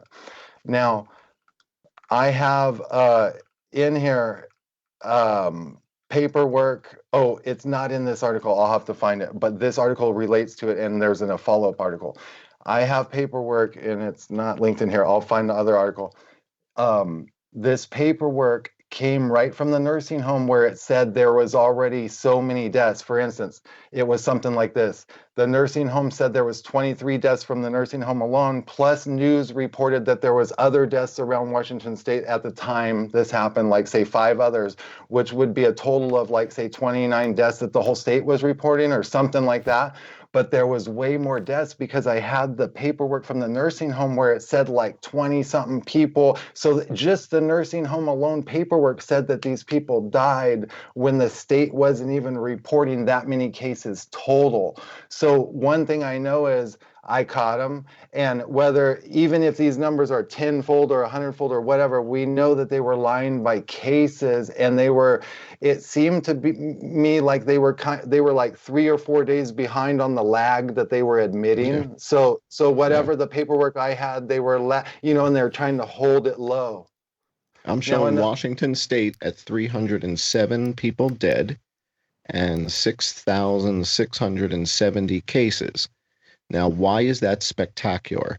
6,670 cases confirmed and 307 people dead in the state of Washington, right? So the question is now, why is that spectacular? Jason, I'm going to show you a trick with the map, okay? Yeah. Let me kind of show you a map trick for everybody in the audience also. All right, so if you go on the left side of the map and you click on US on the left, and you click once, we get to our mega number. Now we click on US one more time. Now if you go straight down, there's 3 tabs on the bottom. Don't leave US checked. Click on US. Click on US. Now go down to the middle tab. And there's all your states. Okay. So now you get, all right, so now you get to, there you go. And then on the right side, you're going to see how many are dead in that state and then by county. So that's how they updated the map on the left-hand side. When I was complaining you couldn't get a state total, the next morning they updated the maps. Really? So wow. One thing real quick, speaking to my point that they were lying about the videos, here's another thing that happened to me and everyone needs to know. So when China officially claimed that there was, say this was early on, okay, say China early on at one point claimed like there was 37 dead. I already had more videos of people dropping dead in the street than 37 videos. And what's the chance, like we were talking about, that someone's standing right there with the guy dropping dead? That probably means that there's hundreds of thousands of others dropping dead at the point there was 37. I don't think we can draw that conclusion with any accuracy. Okay, Jason, Shepard. no, you kind of can. Think about this. I'm not saying this is true, but think about it. You've never filmed any person dropping dead. What's the chance that there's a camera by every guy dropping dead and you film it 37 times? You know what that would take to have a camera. We don't have to speculate. Let's not Shepard, speculate. We don't need to speculate. I know. John, you were finishing a thought. Hang on, Shepard. Let's let John finish what he was going for there. Okay. Let me explain why. All right. So the reason we don't need to speculate is because we can paint Xi into a corner with the World Health Organization, meaning the World Health Organization declared it a global pandemic of epic proportion. Let's close Disney World in all over the place, right? Based on what? Based on information, right? So based on information out of where? If the information out of Shanghai is that there's 8 people dead, and the information out of Beijing is 8 are dead in Beijing, and 6 are dead in Shanghai, and 4 are dead in Hong Kong, is that the information that the World Health Organization was using to declare this a global pandemic? So that's what I mean, Shepard, by you've got them. When you question the veracity of the data and you say, well, wait, the data can't be right. Well, then how did the World Health Organization declare it a global pandemic Let me tell you something else if too. the data is not accurate? I watched full World Health Organization. I did an article on it. One of the guys from the World Health Organization, this was basically almost 2 months before they declared a pandemic. I had already declared a pandemic because just by World Health Organization standards, we were in a pandemic. Well, I was listening to this guy talk in an unedited World Health Organization thing, and he basically said we were in a pandemic, but he basically said the World Health Organization won't admit they're in a pandemic because when you admit you're in a pandemic, you're admitting you're only in a mitigation phase because that virus has overcome and went past the point, which this already did 3 months ago, but this guy was saying this 2 months ago, and I already determined 3 months ago it went past this point. It went past a point, if it's a real virus and it's really going on, it went past a point that it's uncontainable. The guy literally, it came right out of his mouth. I have the article on Intellihub and the video. He said, because basically it overcome 80 or 90% of the world. It's unstoppable. The only thing you can do at this point is mitigate it. All right, so now I'm going to show you things that are going to cause cognitive dissonance, meaning if in fact this is an epidemic of global proportion, this is unbelievable, we've never seen anything like this, then the data that we're getting from the World Health Organization just doesn't support that. Right. And that's kind of strange. And so then the question to them is, we're looking at your data. And you can go to the next slide in that deck I sent you. Excuse me. All right, so this is how I queried the database. So this allows me to go into the Oracle database at the CDC. And this is what I mean by I don't have to hack in. They give me the tools. The stuff is public, so I don't have to hack. I don't need to break any passwords. It's accessible. So what you do is you pick the influenza and pneumonia category for the states that you're interested in, or all the states, for what years you're interested in, and then you submit the queries and you get the results back. So when people want to know, where's the data, what's the source of the data that John Cullen keeps publishing, where's it's coming from? The CDC. I'm querying their database using their data. And that's what makes it so fascinating is they're damned if they do, they're damned if they don't. In other words, we do have 100,000 people dead from influenza this season, right? Compared to the deaths that we're having from COVID. Unless they're actually dying from COVID and mixing them with influenza numbers, which seems, it could be possible. Well, it's a reasonable question. It's a reasonable question. That's a reasonable question to pose in the meeting to Fauci and say, Fauci, guys, you've got 100,000 people dead. Is it possible those people that you've got marked influenza there have died been doctors back in November? There have been doctors that said that they know that, and I haven't confirmed this. I'm just hearing things like doctors saying that, like I'm a doctor. I saw this in a couple cases on social media where they're saying they're trying to log people as dead from COVID that are like suicides and like other deaths. And then I thought that is weird. To me, that who saw the death certificate and they changed it, or some doctor wrote in this person died of whatever, and they changed it to coronavirus. Now, guys, that was weird to me, and I wasn't expecting that. But say this is the case, this could even play back into this asteroid theory. Now, listen to this. Here's something else someone sent me. Believe it or not, the first cities that started locking down. You're a map guy. Maybe you can figure this out. We're on a certain parallel, like wherever like Wuhan, there was other cities that locked down around the world. As they started locking down around the world, it was on a certain parallel. And I'm wondering if there's any swath information from some kind of, that we can go on. I'll check it. All right, let's go to the next slide. I'll check that, but you guys still haven't seen what's in the sky, and you're going to lose your minds when you see this. Yeah, that's what we're waiting for. All right, so here's another aspect of the maps. So when I dig into the panic map, I look for the space between the notes. I go to strange places, and I look for characteristics in places that jump out at me. So what do we zoom into here? This is Guadeloupe, right? Guadeloupe in the Caribbean has how many people dead? In Guadeloupe, right? Is it Guadeloupe? go over to the left of the Six. country. There's There's 6 more people dead in in Guadalupe than in Hong Kong.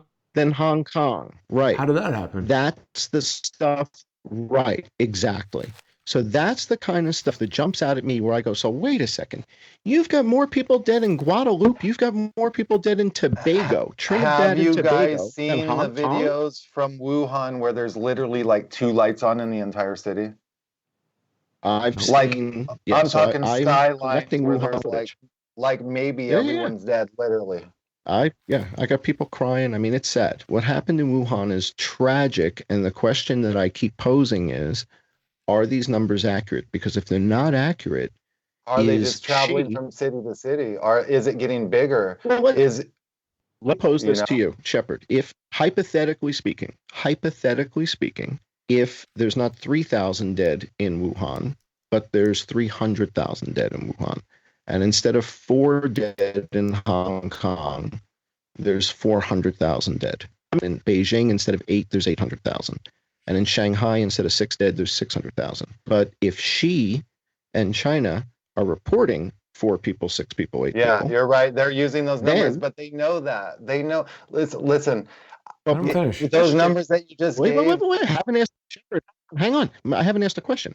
Is Xi and the Chinese government I already know what you're gonna ask. guilty of crimes against humanity Ah. if they're underreporting the No. numbers? Listen to me. Yes, but listen, the World Health Organization knows this going on. They all met. They're doing it for a reason. They know what's going on.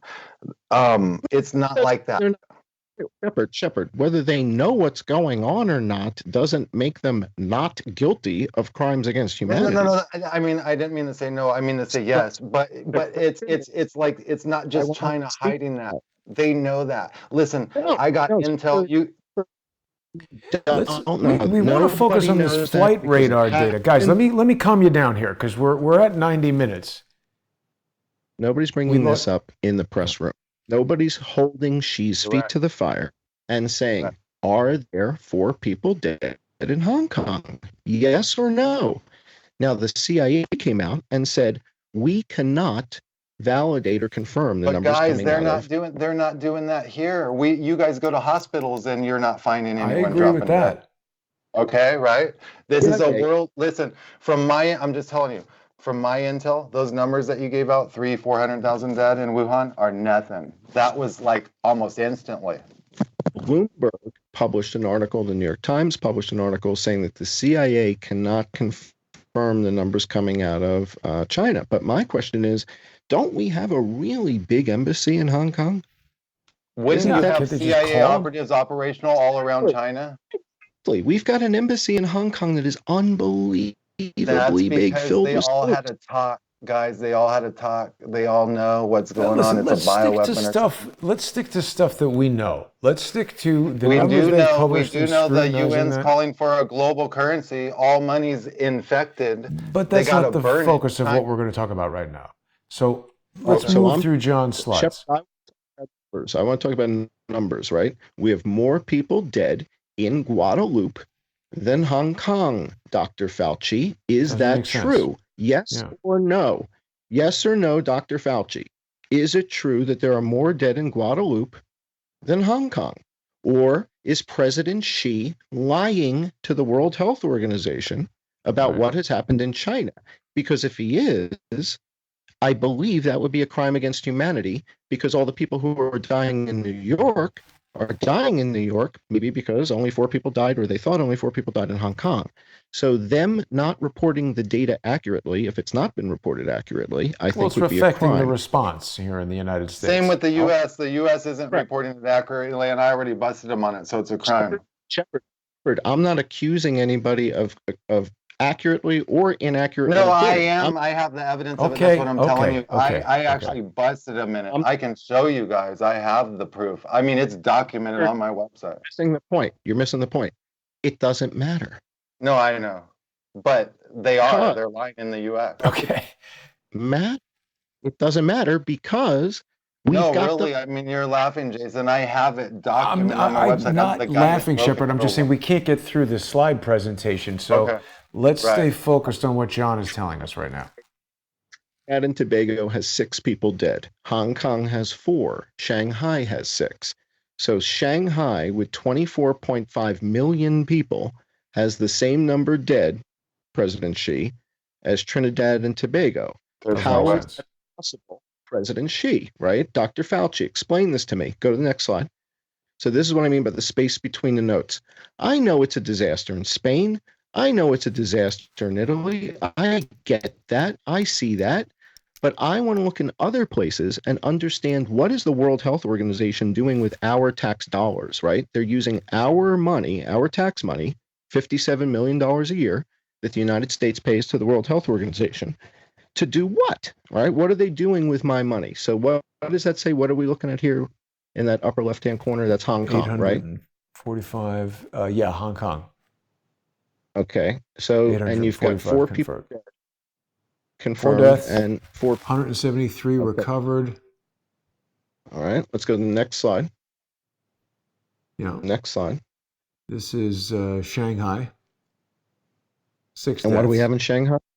6 people dead, and how many are actively sick? How many active cases do we have in Shanghai right now? 172. 172 active cases. 348 are better. They and won 6 the people war. are dead. It's over. Right. So now, if that is true, that is remarkable.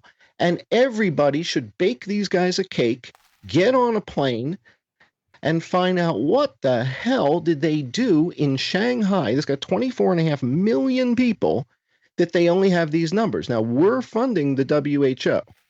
If the WHO is declaring this a global pandemic based on this data, I'm confused, Dr. Tedros, because I don't know how you declared it a global pandemic if you've got 4 dead in Hong Kong. They didn't. Yeah.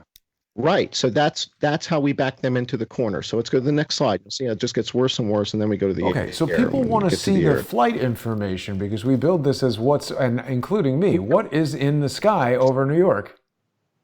Let's go. Yeah. Drones, Black Hawks. Okay, so that's America. So we get. I mean, we get the 6, picture. The 7,000. numbers don't add up.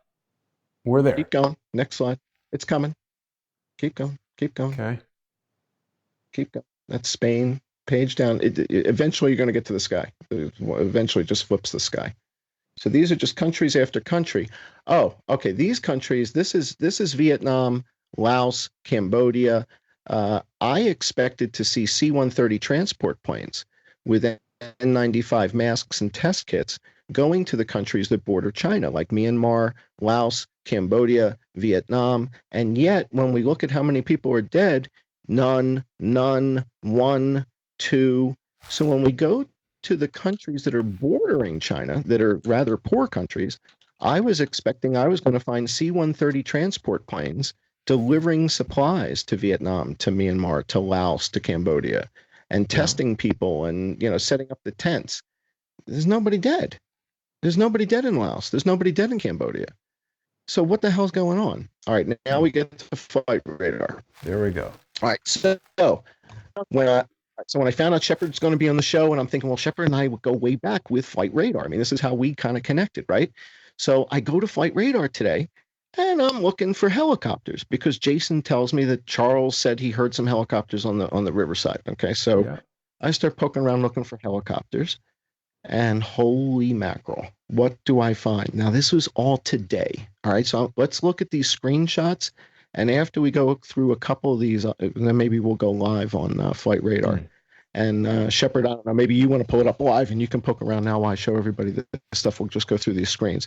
But what I found in the sky was an inordinate of, and Jason, I've got 30 pages of these, so just flip It's through. true. I back it up. For the last 3 months, there's a guy on Twitter that follows helicopter activity, and he's been screaming, at the top of his lungs on Twitter, basically, that he's seeing an uptick.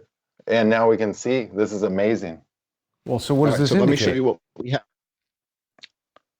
All right, so go to the next screen. Next screen. In the deck, page down. Back to your PDF. Yeah. I may have to zoom out a little. Two. Yeah. It's all right, so what did I find? Right zoom out. That's okay. All right, so what do we have here?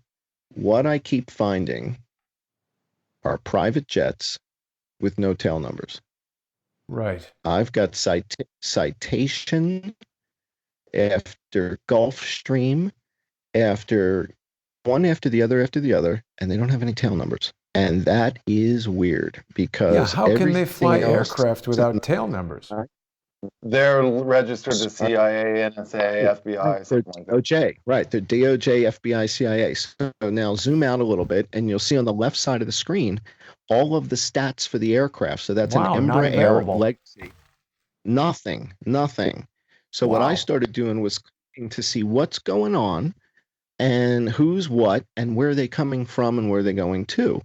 And so for, I don't know, for an hour or so, I sat watching Flight Radar a few hours earlier, clicking on aircraft to see what is the deal here. So as you go page down, you're going to go one after the other, private jet with no tail numbers. Yeah. And so then I zoom out to find out, all right, where did this guy come from, right? So this is a Dassault Falcon, and Yep. he's flying at 4,000 feet, no tail number. That's low. 4,200 feet. He's either, I don't know if he's descending or not because I'm not logged in. My account expired 2 years ago or a year and a half ago or whatever. But the net of it is this guy's up in the air and he doesn't have a tail number. And there's plenty of these. Keep going. They're all over the place. They're everywhere. Keep going. Zoom out. There you go. Page down. Legacy And 450. I start tracking where they coming from. Here's a Cessna, Yeah. citation, C something. No All tail not number. registered. Correct. Another That's Embraer. just Keep so going. far outside of normal that you would not have a tail number. That are aircraft that are registered. You'll see a bunch that are, and you'll see some helicopters from like the medical systems are out there. So there's a Cessna citation, no tail number. He's at 2,200 feet, nothing, and he's in New York airspace. Right, he's near Newark at 2,200 feet, no tail number. Keep going. There's a ton more of these. I told you, Shep, you're going to freak when you see this. Cessna citation, no tail number, 41,000 feet. He's at 41,000 feet, right? Now here, this is an aircraft with a tail number. Okay, so this is there. That's out on Long Island at Islip Airport or something. Yeah, so that's out at Islip, and he's at something thousand feet. But that's what a normal aircraft looks like, right? There's an N number, and it tells you, it's this kind of aircraft. That's typically what we see. And as I keep going and going and going, it's just there's a whole bunch of them out there. Keep going. You go next page. People are saying Next it's page, rats there you fleeing a sinking ship, but where would they go? We don't know. No, We're it's going to try. it's military or DOD, like you said. DOJ, yeah. Keep going. Okay. Next page. Here's another one. Helicopters. Right, so here is, and some of the helicopters are medical, and some of the helicopters have no N number. Spooky. I don't like that. Okay. That's a Bell 407 GX. Now here, this is health services, Lehigh Valley Health Services. So that's a Medi chopper or a Medivac kind of a thing. If you go up above the chopper, it tells you that it belongs to Lehigh Valley on the top of the blades. Yeah. You'll see it says Lehigh Valley Network. All right, Well, so that's a little typical. weird too. Why do we need to medevac people from New York City? Every hospital you need is right here. Medevac is when you're someplace remote and they're taking you to a hospital, isn't it? I am remote. I'm out in Harrisburg. Look on the map. I'm out by Harrisburg. I'm clicking out in Pennsylvania. See where your cursor is? It's out by Pennsylvania. Okay. Left. Right. West. Do we know if any of these planes are landing at military bases that are unmarked? Yes, we're going to keep going. You're going to see some of that. Yes, they might just be transporting the infected to FEMA camps on bases. I don't know, but again, it's interesting to see who's up there, what's going on. So here's another helicopter that is marked, right? So this helicopter on the left side, see, this is N1NJ. So that's the New Jersey State Police helicopter. And we see that they're flying around the coast of Staten Island. So they're flying up the coast of Staten Island, heading towards the Verrazano Bridge, the Verrazano Narrows Bridge, right? So what is New Jersey, where are they going? Are they going to Brooklyn? They got masks on board? What are they doing? Where are they going? Why is New Jersey helicopter? It's not that I far. don't I know. mean, it's not unusual for a New Jersey helicopter to be flying around New York City. Keep going. There's more. Plenty more. Plenty more. We're watching what's happening. All right. Private This is a owner. Honda jet. This is a Huh. Honda jet out of Teterboro. All right. So this is at a Teterboro airport. This is a guy who bought one of those cool Honda jet Right. aircraft, and he's getting out of Dodge. Can't say I blame him. But again, that's what it typically looks like when you cook on an aircraft. When you cook on a private jet, you at least Yeah. get the tail number, right? At minimum, Absolutely. right? Absolutely. And I've got 30 or 40 here that don't have any tail numbers. There should be That's just zero. absurd. I mean, that's It's just very unusual for that. one or two. Yeah, you find a couple here and there, but not like this. Right. I can tell you guys Yeah. already. Exactly. Keep going. There's a bazillion more. And it gets interesting because now you're going to start to see where they're coming from. Because I Okay. started to say, all right, where are these guys coming from? Where are they going? So here's a Cessna citation, jet, no tail number. Okay. It's another state police helicopter. This is a helicopter. It's the same one. So now they've flown through the Verrazano Narrows. So they flew through the bridge, the big Verrazano Narrows bridge, and now they're into New York Harbor off of Brooklyn in Bay Ridge. Right. So what are they doing? Again, it's New Jersey. I don't know what they're doing, but whatever. That's one of the helicopters. So Charles wants to know who's up there. Right. N1 New Jersey. They're up there. Okay. Now this is another Cessna citation. And this one came from New Hampshire. Why is that important? So this one's coming. Well, there's government stuff up in New Hampshire. There's, right. So I don't know. came from New Hampshire. Yeah. Oh yeah. There's government stuff in New Hampshire, and it's on its way down. In fact, wasn't the Bretton Woods conference at Bretton Woods? Was that in New Hampshire or was that in Virginia? Where the hell was that? Bretton Woods. Virginia Is Bretton sounds Woods in more New like Hampshire? it. I think it's in New Hampshire actually. Bretton Woods. The Bretton It Woods. is New Hampshire. Carroll, New Hampshire. Yeah. It's an amazing place too. Wow. I think it's the hotel that inspired The Shining. So what are we learning from all this? Where does this take us? So the helicopters that we're seeing are mostly medical, but a couple of them, these Bell 407s that we keep saying, these 407 GXs, no tail numbers, right? And why are we seeing multiple Bell 407 GX helicopters with no tail numbers? Got to be owned by an agency who has a fleet of them. I don't know. I don't know. Could be owned by Ford Motor Company and they don't do their paperwork. We don't know the answer. No, you can't. You can't fly around with no tail number unless there's something special going on. I'm just asking questions. I just pull up nasty data. So Shepard, you're shaking your head. Yes. You guys, wouldn't okay? Air traffic control. Wouldn't air traffic control tell them, hey, you have to land. You have no tail number. You're not authorized to fly in this airspace. So you guys have to. You guys have. I mean, I don't know if you're forgetting, but we're actually in continuity of government. Now, this was activated months ago, okay? They activated continuity of government months ago, which put the general that controls NORTHCOM in charge of the military separately from the president. So that general is authorized to carry out and conduct any operation that he so chooses right now. They've sealed them and their team inside the mountain at NORAD. That's all been sealed. So we're in COG. So what that means is, guys, is I'm sure you probably know, we're basically in a silent martial law. Right now, the Constitution is fully suspended, which is why you can't buy seeds in Vermont. It's why people from Florida can't drive into Rhode Island without getting arrested or hunted by the National Guard. It's why... And habeas corpus. Habeas corpus was suspended.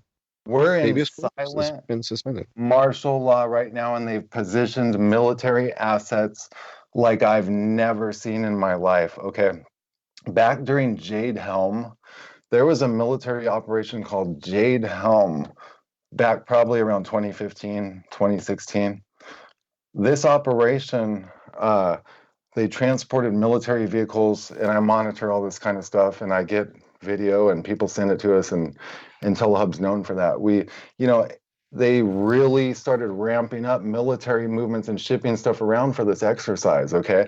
To the point to where I'd never seen anything like it. The fact of the matter is, this is far beyond that. We're talking thousands fold of what I saw during Jade Helm. I'm talking they're positioned in every city. Guys, I hate to say it, they got pretty much every military asset that we own positioned throughout the United States right now. And I don't know when or what they're going to do with it. Well, And but I guys, know this. I think people are ready for a conclusion from this data. Do we have that? We don't know. It's an active, open working case. There's no way to conclude anything. All this is working theory, probably, pretty much. There's just no way. I came up with the asteroid data on Monday.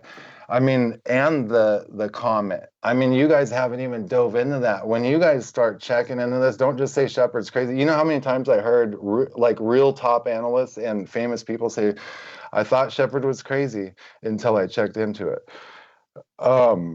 You know, this could all be, that's why I'm telling you guys this. It could very well be related. They need, look. Here's one simple thing. Simple question. Simple for everyone to think about. Why is more than half the world, it's probably 3/4 of the world right now, but openly admitted, more than half the world's on lockdown. They're full on military and martial law and they're shoot to kill orders. You got to stay in your house. Okay. Is the invisible enemy really that scary right now when we can't find what that? Okay, we don't know. It could be a bioweapon that's really that scary. Okay, right? But and the waves haven't hit in the U.S. yet. All of China could be dead for all we know. The point is this is what you would do to set up for some kind of extinction level event. I'm just telling you guys. I just don't understand why they would care. Let it go extinct. Tanks and stuff, it's not going to do anything. Leave the restaurants open. No. First of all, every nation's independent. So if every nation really cared about their population, they would have to reseed it and they'd want every living. Haven't you guys watched Deep Impact and stuff like that could be real? The country might truly, really want to reseed. And you know, America would want to survive. Okay. They might not know where anything's going to hit, if anything's going to hit. Maybe a chunk hits there. Maybe Yellowstone erupts. Maybe just the passing makes Yellowstone erupt. Maybe just the passing causes earthquakes and a bunch of damage. But they got to have these National Guard guys basically in every country, essentially, and troops ready for pandemonium and also to help people. Also, what they've achieved by this, you guys, you'll tell me this is true. What have they achieved by this? They've managed to clear out every hospital in America because there ain't even one car in the parking lot. Yeah. Well, they got everybody in their house pacified. They're crushing the economy. I mean, I personally want to show you some strange traffic. I want to show you strange jets. Well, let's let John wrap up the flight radar stuff because we're going way too long here. Shepard, please. No. One second. Rockefeller documents, Agenda 21. It's always been their plan. Okay. Either way, all right. We know about all this. Stop. We got to finish what John is presenting. This is a 2-hour show. I've been walking around New York City all week. I got to have dinner and go to sleep soon. John, take us home. You guys. All right. So if you go down a couple more slides, you're going to see some of these private jets, not only with no tail numbers, but flying in strange patterns, meaning just kind of flying around. Now, this particular one came from Minnesota and is on its way towards the New York area with no tail number. Another Cessna. Keep going to the next slide. We'll go through these real fast. We'll wrap it up in 2 minutes. Here's another one, coming in from the same area. No tail number. Keep going. But you're going to see some stuff now coming from Florida. All right. Yeah. So that is so that's all right. So this is interesting. What is this? This is one of the so this is a medical helicopter heading out into the Gulf. Yeah. So is there somebody who's sick on one of the oil platforms? And again, that has, I don't know if that's being reported out of New Orleans or Houston, but it looks like they're sending one of the medical choppers out to one of the platforms. But now, okay, this. All right, look at where this jet took off from. So this is a Gulfstream G550 with no tail number. All right, look at Miami? Where he took off from. Zoom in a little bit more. Zoom in a little bit. And look at the route. Yeah, why, right. Yeah. Why didn't it just, Look at the route he's taking from north of Jacksonville. whoops, we just lost it. Yeah, it's okay. It's all right. You'll get it back. So It's he flying takes off all from around north of Jackson, Florida. flies all the way down the Panhandle, across, and then back up the other side? What the hell? What is that? Somebody want to explain that to me? That's a private Gulfstream G550 going for a tour around. I mean, that's a big piece of Florida, man. That's a Yeah. lot of miles. That's a Right. lot of jet fuel. Flew down one coast, across, now up the other coast. Is that a typical private jet type of thing to do? I can't imagine it is.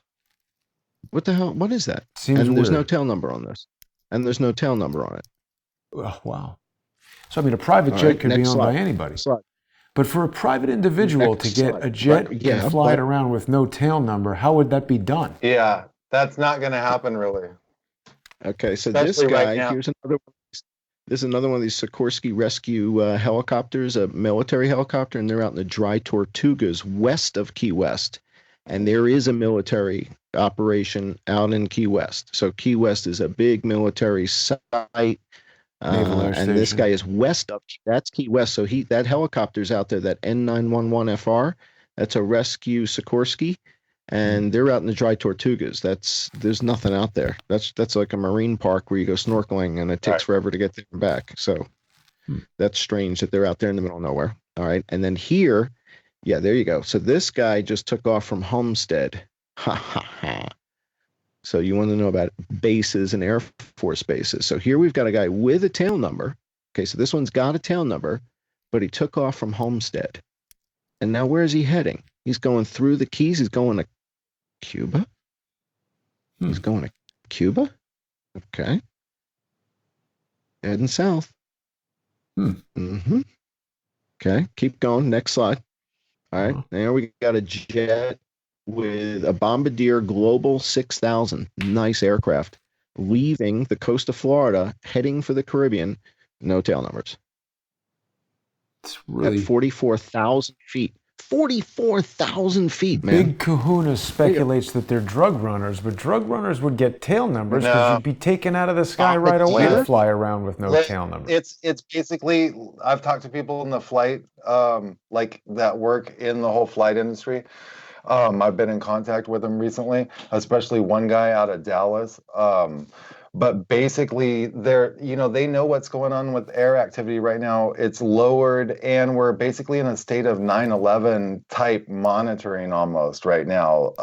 Like I said, we're in continuity of government, so these have to be literally probably DoD planes. What do you think, John?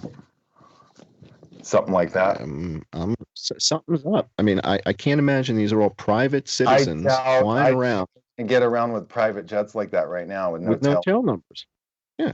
And where's everybody going? They're just flying around the coast of Florida on a day like today? That's a good day to do that? I'm not sure I understand what I'm seeing, but I like to just put everything on the table, like all the you can't pieces. drive from New York to Rhode Island without National Guard basically arresting you, then why could you fly a plane with no tail numbers right now? Yeah, keep doesn't going. make sense. I think it'll be one or three more slides and we're done. We'll wrap it up tonight. Okay. So, all right. So, Russia has how many people dead compared to Michigan? 34. All right. And Michigan has well more than Michigan has 12,700 cases. Okay. And 479 people dead in Michigan. And Russia has 34. And Russia just sent a cargo plane, one of these Antonovs, to JFK. If you go to the next slide, you'll see the Antonov. It's on the next page. Largest cargo plane in the world. Yep. So Putin sent this stuff. Now, again, Putin's a good businessman. He didn't send this for free. We bought it. But he sent it to us. One thing I know, I had video early on. So the Russians secured their borders. So there was mass exodus from countries into Russia. People tried to exodus from the surrounding border in various points and penetrate the border by the thousands. Well, the Russian military said nope, like right away, and Russia went into securing their country almost in a quicker fashion than Trump did with the U.S. For some reason, Putin kind of saw that coming from what it looked like to me. So they were already sending in military along their border real early on. And I don't know if that's why their cases are low. Obviously, this data is probably manipulated like we're suspecting. You have a couple pictures, Jason. You can page down, page down, page down. You got 3, 4, 5 pictures of this Antonov. It's pretty cool. Pretty big. Yep. Yeah. But no, that's okay. Yeah. Is this it? We missed it. So, yeah. So Russia sent 2 million face masks to China, and that was a couple weeks ago before they sent the stuff to us. So, Vladimir's definitely earning points. Russia sends 60 tons of medical supplies to the United States. Don't tell the Democrats that. Yeah, because, right? But they sent this to the United States. And this arrived at JFK. There it is. And there it is. Yep. And I wanted to go JFK. over to JFK to see it, but people don't understand how spread out things are and how difficult it is to get there. And I'm sure it's gone. I'm sure it's gone already. They refueled it and it's out of here. But that's a big aircraft, man. I think there might be one or two more pictures. Yeah. So, say what you will, but they sent us a whole bunch of stuff. Oh, and then Tucker Carlson did a thing the other night about how this Bruce Alward guy, right, from the World Health Organization, wouldn't take a question about Taiwan. Oh yeah, I remember hearing about that. And now the reporter who asked the question is being disciplined in Hong Kong. But this guy's like a Canadian or something. He's a Canadian guy who works, Bruce Alward, Aylward.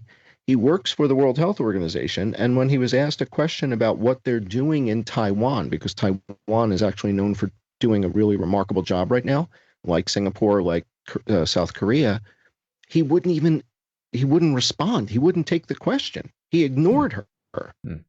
And again, we're paying the World Health Organization $57 million a year, right? Do the people in Taiwan not count? Do we not care about them? And what I'd like to know, so the wrap up of the show is, here's the wrap.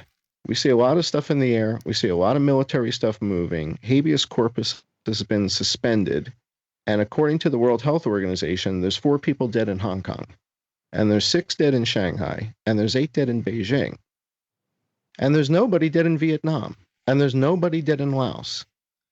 And so what I'd like to understand is... What justifies the military buildup?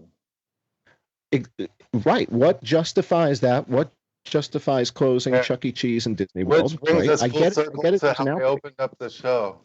There's a comet 5 times bigger than Jupiter and half the size of the sun moving in, and there's also an asteroid that literally in its variable data, I've never seen this before on NASA's JPL. I've monitored asteroids for 10, 15 years now. I've never seen an asteroid where it actually shows in its variable data that it could strike. Now, this asteroid also is coming in from a northerly declination, but it's trailing the Earth to a point to where if there's any debris, it's almost like flying right in with Earth, which is a scary scenario because it's almost like coming in with it. Imagine an asteroid all of a sudden starts moving in real slowly, and it's like right next to us or something, or the debris. So also there's this comet. Now, guys, think about this. This is openly admitted mainstream news. 5 times the size of Jupiter. What's that? A celestial body with that much mass. The main core of the comet, they say, is smaller. But still, they're saying 444,000 miles across with another 500,000 mile tail. Basically, the entire size of the sun, but half the size of the sun for the main. I just hope it hits on 23rd Street, and then that's it. Or it passes. Well, yes. If it passes, that would be great. But I would rather have, instant vaporization than any kind of thing that the military is going to be able to deal with. Well, what if people are outside looking at it like on that Independence Day, like when they're coming, the aliens, oh, look, I don't know. Well, So I tell you anyways, guys, it's been a very unusual program all over the place with a lot of data. We've had a lot of great viewers here today. I want to remind everybody that they can see John Cullen's coronavirus investigation every Friday. It's normally a sponsor exclusive show. We've put it out on all of our open channels today, but people can subscribe on subscribestar.com or on patreon.com, either to John's channel or to Crowdsource the Truth. And people can support Shepard by going to intellihub.com/donate. If you want to learn more about Planet X and the comet and the projections that Shepard is making and the data that he has assembled from NASA websites, I do have to commend him on using data that's been published in widely respected sources. So people can go to intellihub.com/donate and you can financially support Shepard. Gentlemen, Jason, real quick. Yes. Real quick. We don't normally take donations, really. I only take them if I need it. Now is one of those times. I shut down my electric company due to COVID, and now I'm moving over to doing Intellihub full time again because, sometimes I switch it back and forth depending on what I got going on. But so now you're going to see a lot more information on Intellihub. But because of the shutdown of my electric company and all that due to COVID, I literally can't even keep the server going, and I have to raise $400. It's embarrassing to say, but I have to raise $400 more to keep the server going by Tuesday. Please help everyone. Thank you. So people who want to see Intellihub carry on past Thursday, please go over there and check out intellihub.com/donate. Lots of articles. And I do absolutely agree with Shepard's evaluation of the Barack Obama birth certificate. I am a digital, photo manipulation expert and have been involved in that field for, I'm sad to say, almost 35 years. And there are a number of very clear points of forgery. Mike Zullo, friend of the show, and his cold case posse team there working with Sheriff Arpaio did point that out. So people should check out Intellihub. There's a lot of information on there. John, another excellent slide deck and great analysis. We don't really know what's going on, but there's a lot of strange helicopter and aircraft activity. Yeah. Well, and the other thing I want to just point out to everybody is that it was Shepard Ambellas who called my attention to the fact that the window in 32.135 wasn't broken. It was Shepard's break. Shepard broke that. And when I saw Shepard's reporting on it, I was like, oh my God, this is the watershed moment. This is it. And so although I pounced on it, Shepard claimed that peak. He planted the flag there. It was his observation that the window in 32.135 at the Las Vegas shooting at the Mandalay Bay, that window wasn't broken, that there was no glass on the floor. And so again, you have to listen to what Shepard says. Sometimes what Shepard says causes so much cognitive dissonance, you can't even believe it. It sounds crazy. And then you look for yourself and you're like, oh my God, the guy he read it from the JPL papers. I mean, he's reading Jet Propulsion Laboratory research to me. Right? Yeah. So I know sometimes the stuff that Shepard tells you sounds out of left field. Holy mackerel. I mean, time in, time out. You dig in, you peel the onion, and the guy, I'm angry at Alex for stealing my shit. But, when Alex was talking about gay frogs, the gay frog thing is true. I mean, that was like research, and everybody. Well, I don't know if they were gay. They were hermaphroditic. It was they're turning hermaphroditic. Yeah. It was like transsexuals, close to transsexuals. Frog. I think the mainstream media called them gay frogs to slam him, but he was accurate that it was having genetic.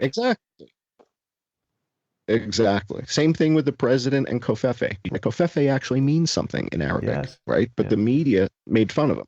So it's the same thing. So I wanted everybody to understand sometimes the stuff that you hear from Shepard, it's the cognitive dissonance is so intense that I sit back in my chair. I'm like, really? Are you really? But then I dig in, and it's NASA, it's GPL. I've heard what you're saying dozens of times from people all the way up to actual CIA analysts tell me this. So it's important. People need to check into this asteroid thing. Yeah. Don't chalk it off. You guys check into it as well. We will and also, do that. Shepard's not saying that's what's happened. Shepard saying there's a coincidence that's really uncomfortable. It's got him really uncomfortable, these things that are happening. And what I'm sharing with the audience is the data doesn't seem to support. Buildups there. Yeah. Right. Well, the data. Let me doesn't leave you seem to guys with support this. the global Let me leave you guys pandemic with this because we've got to wrap it up here. First of all, the frogs are not gay enough for Robert Milstein's taste, and that's an excellent comment there. But I want to remind everybody to visit the John E. Hoover YouTube channel. Go over there and subscribe to John's channel if you're not already on there. Don't forget to visit Intellihub.com and help keep independent media strong by donating. We need Shepard to keep his server on so that the information can keep coming. Really, I'm not even joking, guys. It's like 20,000 articles on Intellihub. Like I've written 13,000 of them myself. The whole body of work will just go by the wayside. All I need is like $400 more to keep the server going. We got to do it. Yeah, Thanks. so people can help Shepard do that. And also, if you're watching the show right now and you're not subscribed to the Jason Goodman channel, that's the main home of Crowdsource the Truth. Looks like 400 new subscribers will put us into the lofty, rarefied realm of 100,000 subscribers. I want to thank everyone who's taken us this far. So far, it's been an amazing 3 years. You two guys have been an important part of it. And I want to thank everybody for watching us tonight, and we'll be back next week on Patreon and Subscribestar with more of John Cullen's coronavirus investigation. We will be broadcasting until the day of the comet and hopefully beyond. I want to thank everybody for watching and have a great night. I'm going to take tomorrow off. I need some time to soak in a hot bathtub and let my legs relax. He's going to go check out the comet the whole day. I'll check out the comet the whole day. I'll be back on Sunday with Charles. Thanks so much, everybody. Have a great night.